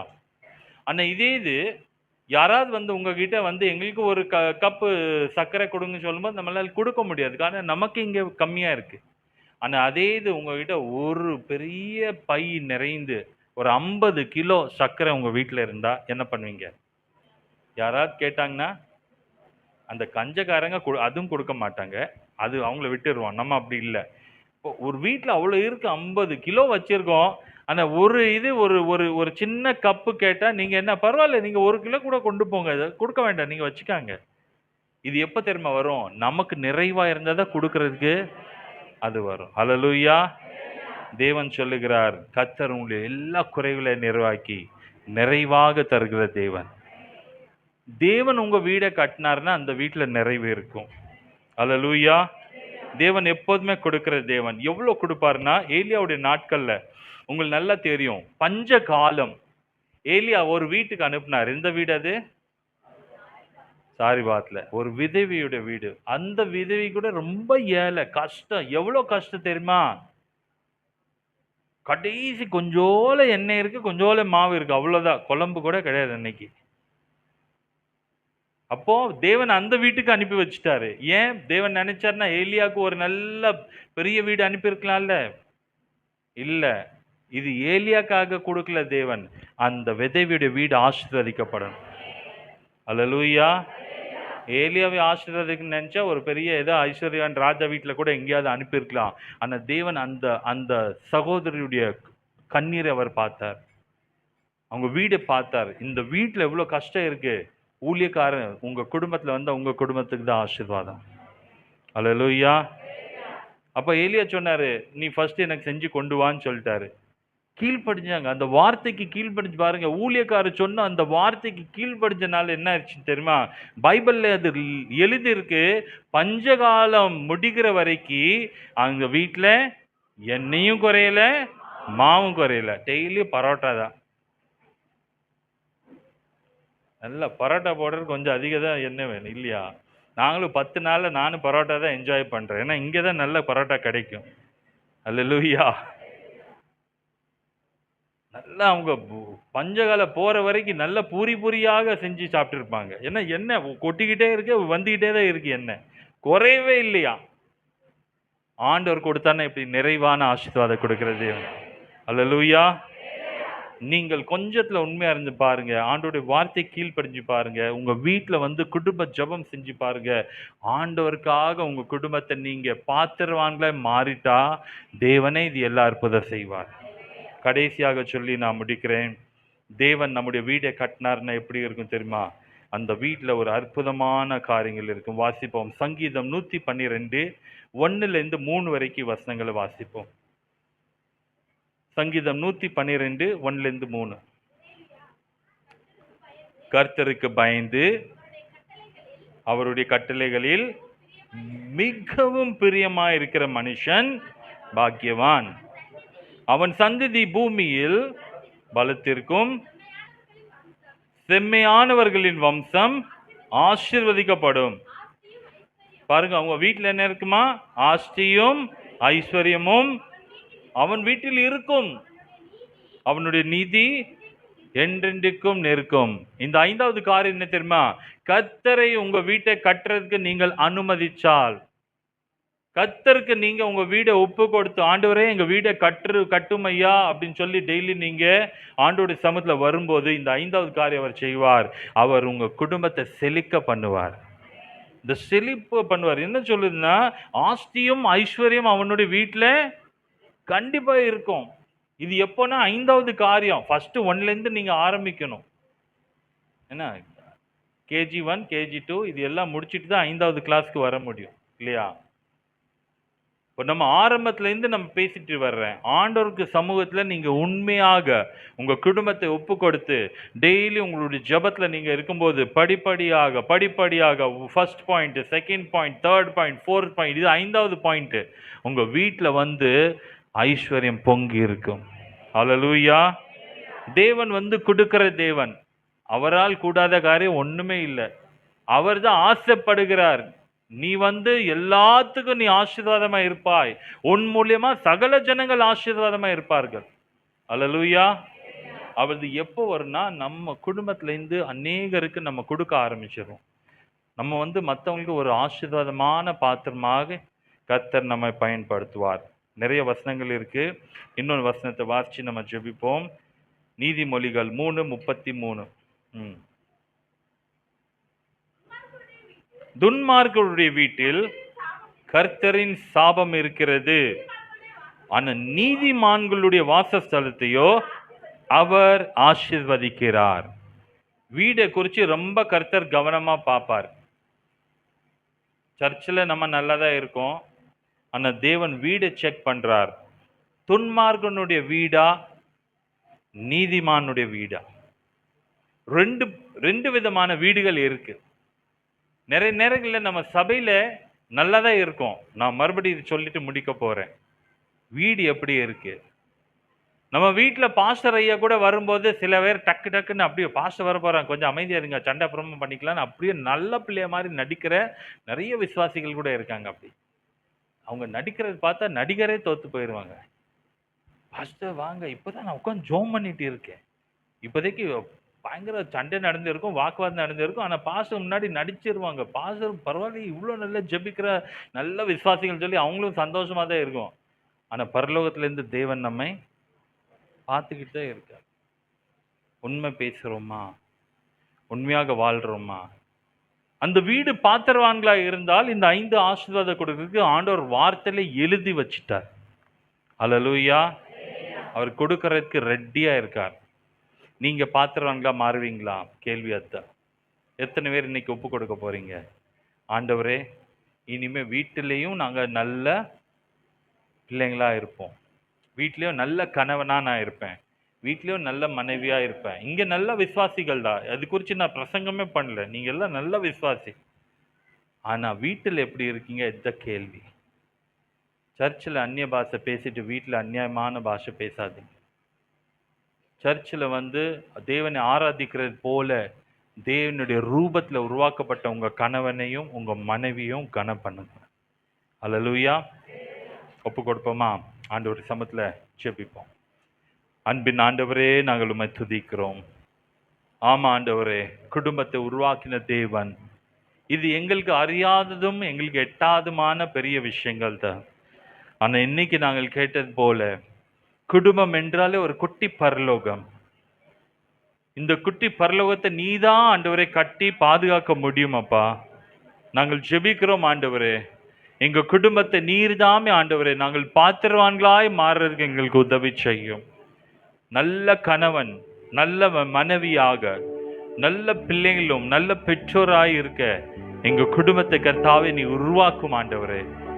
ஒரு களிமண்ணை போல நாங்கள் உம்முடைய கரத்தில் எங்களை ஒப்பு கொடுக்கிறோம். நீர் குயவன், எங்களை உருவாக்கும் ஆண்டவரே.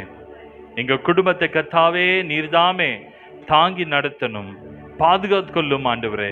சத்துரு எவ்விதத்திலே எங்க குடும்பத்தை கெடுக்காதபடிக்கு எங்க குடும்பத்தை இயேசுவின் ரத்த கோட்டைக்குள்ளே மூடி மறைக்கிறோம் கர்த்தாவே. இங்க வந்திருக்க ஒவ்வொரு குடும்பத்துக்காக ஜெபிக்கிறேன். ஆன்லைன்ல கூட பார்த்து கொண்டிருக்க குடும்பங்களுக்காக ஜெபிக்கிறேன். கர்த்தருடைய சமாதானம் வரட்டும். நீ சொன்னது போல என் ஜனங்கள் சமாதானமான தாவரங்களிலும் வாசல் செய்வார்கள்.